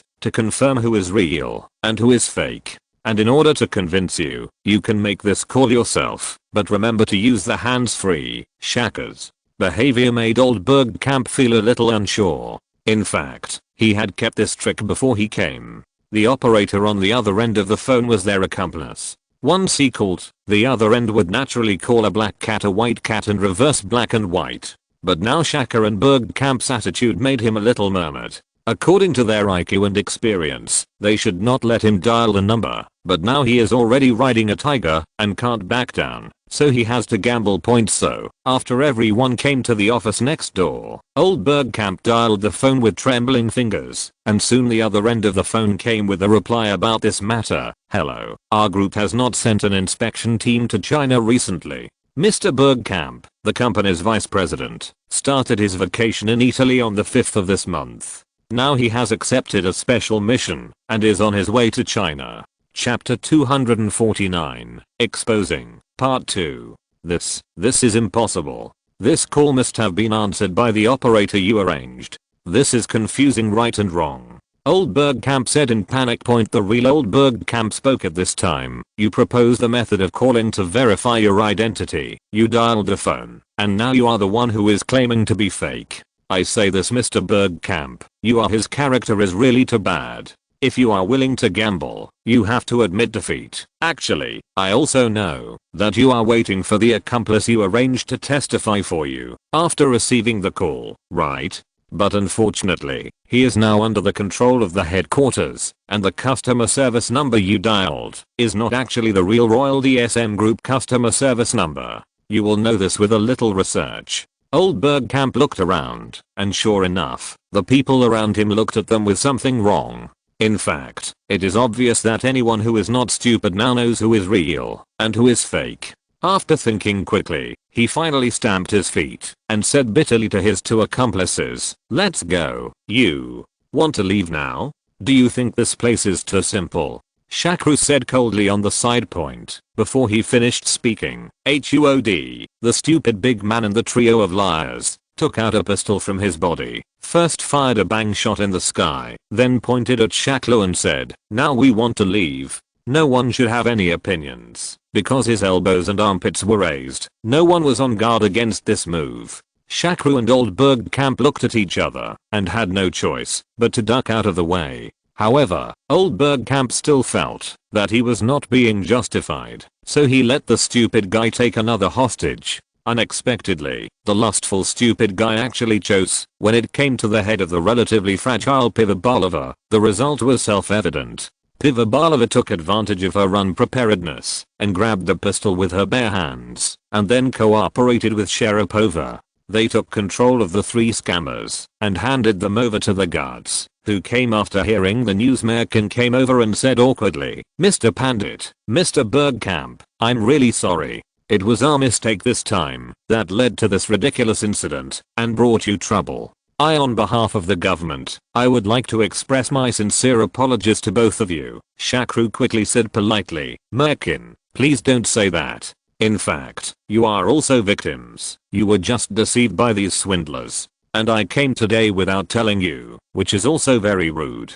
I hope you don't mind, Merkin waved his hands repeatedly and said, "Mr. Pandit, if you say that again, then there will be no place for my face. You are helping us recover our losses. Otherwise, not only will we not get investment this time and had to be defrauded of millions of loans. If this happened, I would not be able to continue my job as deputy mayor. In fact, the fraud method of old Bergkamp and his team is quite simple. They pretend to be the Royal DSM Group of the Netherlands, deceive people with high investment prospects, and then say that the early turnover is not working well, hoping to use Chinese investment first. DSM Group will be responsible for all subsequent investments, but in fact this equipment manufacturer is also their accomplice. As soon as the equipment money arrives there, the whole scam will be completed." Fortunately, Shakru had reminded him of this when he warned the old Bergkamp, so before coming to China, the old Bergkamp studied and discussed with his own president, and soon found the insider in the group, and secretly controlled him. So today they were so generous and allowed the scammer to call to confirm points. Speaking of which, the methods of this group of scammers were actually very common at the time. However, local officials were greedy for performance and high kickbacks and had a weak sense of responsibility. After all, it was not their own business, but all they spent was public money. Success, if it fails, then it will be regarded as one's own political achievements. If it fails, it will be treated as money to buy a lesson, so not many people will seriously check it. Secondly, the place where you were deceived feels that this kind of thing is embarrassing, so it keeps it secret from the outside world. Therefore, few people outside the world know about it. As a result, the scammer will go to another place to continue using the same method to defraud after defrauding one place. Anyway, China has a large number of places. Now, from Yunnan to Inner Mongolia, they are almost separated from the entire European territory, so there is no need to worry about being recognized. At the moment, when old Bergkamp was taken away by the security guards and left the hall, he suddenly turned to Shakru and shouted, "Shakru, Pandit, we clearly had no grievances before, and you obviously don't want to invest here, so why do you want to spoil my good deeds? What good will it do to you to drive me away?" Shakru walked slowly to old Bergkamp and said in a deep voice, "Okay, then I will let you know clearly that there are 3 reasons why I want to expose you. First, do you know what kind of country China is? This is a superpower with 9.6 million square kilometers and a population of 1 billion. Such a country is willing to open up to the outside world and attract investment. This is a huge market and opportunity for businessmen all over the world. This kind of country is willing to open up to the outside world and attract investment. It's too late for us to cherish the opportunity. How can we bear to watch you scammers swindling here under our banner? After you defraud the money, you can just slap your butt and leave, but the reputation of us foreign businessmen has been ruined by you. Who will still believe us when we invest again? So liars like you are the natural enemies of serious businessmen like us. When I meet you, even if there is no benefit or even some cost and price, I will definitely expose you." Hearing this, Merkin and other government officials present, except Yang Cheng, all nodded secretly, thinking that this is a truly good foreign businessman. This is the kind of person we want to attract the most. Unfortunately, we almost missed it today. Second, you can pretend to be someone else, but you have to pretend to be Mr. Roll Dice Prince. Do you know how many years of friendship I have with Mr. Roll Dice Prince? Can I watch you cheat here in his name? So I have to find a way to expose you. Otherwise, if Mr. Roll Dice Prince knows about this in the future, he will blame me to death. Shakru continued, but this time he said it to old Bergkamp. Then he turned around and said to the fake old Bergkamp, Third, who told you that I don't want to invest here? PS. I went to visit the grave today, so the update is late. Please forgive me. In addition, I haven't figured out how to link this week's intro with the main plot, so for the first time I wrote an intro that is not related to the main story. However, the way I play this intro is quite innovative. The only problem is that I don't know how many readers are fans of Rubelin. If so, don't read this week's intro. Chapter 250 Foreign Teacher. Shakru's last words were a shock to all the Chinese officials present. In fact, they knew from the beginning that they had snatched this Indian customer from the key city investment promotion office, so they had no idea whether they could win him over. They just did their best and left it to fate. That's why they immediately shifted their focus when Yang Cheng contacted the Royal DSM Group of the Netherlands. But now Shakru's words immediately rekindled hope in the hearts of everyone present. Because although they escaped today's incident and did not get the loan defrauded, they still got nothing for this year's investment promotion work. Now they heard Shakru say that there is still a chance for this matter to turn around. How could Merkin and others not be overjoyed? But when Merkin wanted to ask about this matter in detail, Shakru evaded the question by saying, "Let's finish today's matter first and then talk about it." Although Shakru was evading the question, Merkin really couldn't find any fault with him, because he was right. If he didn't deal with these scammers, he wouldn't have the energy to think about investment. Moreover, he had invited the vice president of Royal DSM of the Netherlands to help him expose the scammers, so he had to treat him well. Fortunately, Shakru finally whispered to Merkin, "Merkin, I have to entertain Mr. Roll Dice Prince these days. You can discuss the cooperation with Director Liu Zun. You know, I was invited by him, so naturally my investment will be set wherever he is. As for whether it is in Key or Harbin, it is not important.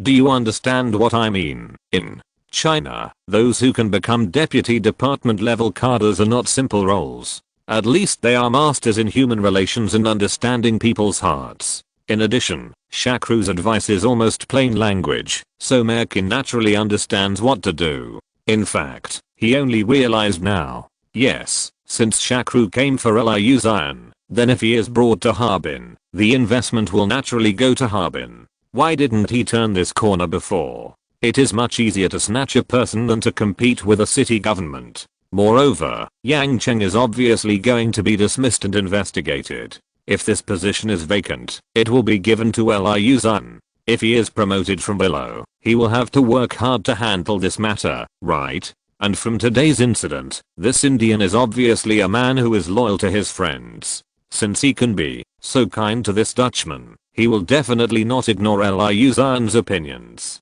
Although he has figured this out, Merkin still can't talk about it directly, so he changed the subject and said, "Hey, Mr. Bergkamp flew thousands of miles to China to help us expose the scammers and avoid being deceived, and also sacrificed his vacation time. It is reasonable for us to be the host to entertain Mr. Bergkamp." Then he whispered to Shakru, "Don't worry, Mr. Pandit, Comrade Liu Zun's performance has always been excellent. Now that he has a suitable position, I will naturally consider giving him more responsibilities, but the specific details depend on his performance. The so-called adding burden is another way of saying to promote you." Shakru was very satisfied with this promise. In fact, he really thought that the location of the second pharmaceutical factory was good, so if he could help Liu Zun this time and find a satisfactory branch address for himself, it would naturally be the best of both worlds. So he said happily, "I believe that Comrade Liu Zun's performance will not disappoint us." In the following days, Liu Zun and Merkin naturally did not disappoint Shakru in the negotiation of the agreement, but something happened during the reception that made Shakru very angry. In fact, Merkin's original intention was good. In order to welcome the arrival of Bergkamp, the genuine vice president of the Royal DSM Group of the Netherlands, Merkin specially held a Western-style cocktail party and specially found a group of authentic foreigners to accompany them. These people are basically foreign teachers from various schools in Harbin. Although they are from different countries, there are American, Russian, Spanish, Belgian and South African people, but in the eyes of Merkin, these are all foreigners, and should have a common language point. Although Shakru was somewhat amused by this purely Chinese one-size-fits-all view, he did not take it to heart considering that they also had good intentions. However, after communicating with these guys, especially after drinking too much whiskey and these guys began to brag about their experiences in China, Shakru was immediately furious at first. It was a British man who started the topic. This British guy named Tom said drunkenly with a glass of wine in his hand, "If you ask me, the best country in the world is China. I heard from my ancestors that the joint forces of 8 countries made a fortune in China. At that time, I didn't believe it. But since I came to China, I completely believed it. I was nothing in the UK and couldn't even find a job, but when I came to China, I could easily become a university teacher. Oh my god, this is a university teacher, which is a profession I dare not even dream of in the UK. You know, I didn't even finish college back then." Another guy from Spain said, "Although you didn't finish your studies, you still went to college. I didn't even finish high school, but now I'm a Spanish teacher at a foreign language university. If you ask me, the Chinese don't care what you did before. As long as you are a foreigner, they will treat you like a treasure. So, what you said just now is right. There is no better place in the world than China, of course, except for the Chinese themselves. PS. I say irresponsibly that among all the foreign teachers in China now, at least half of them are those who can't make it abroad and come to China to cheat money. What's more, they have even spoiled them. They should be carefully identified and all should be sent back. Some Chinese girls are too fawning on foreigners. They don't even check whether they are rich or not, and they just stick to them. It's really speechless. PS2, is it only here that we have the custom of taking the new bride to worship the ancestral graves before getting married? Why do friends in the group think it's so strange? End of this chapter. Thank you very much for reaching the end. Don't forget to like. Looking for more exclusive content and immediate access? Subscribe to our Patreon. Remember, every like, subscription, or donation encourages us to continue. Thanks to everyone. See you in the next video.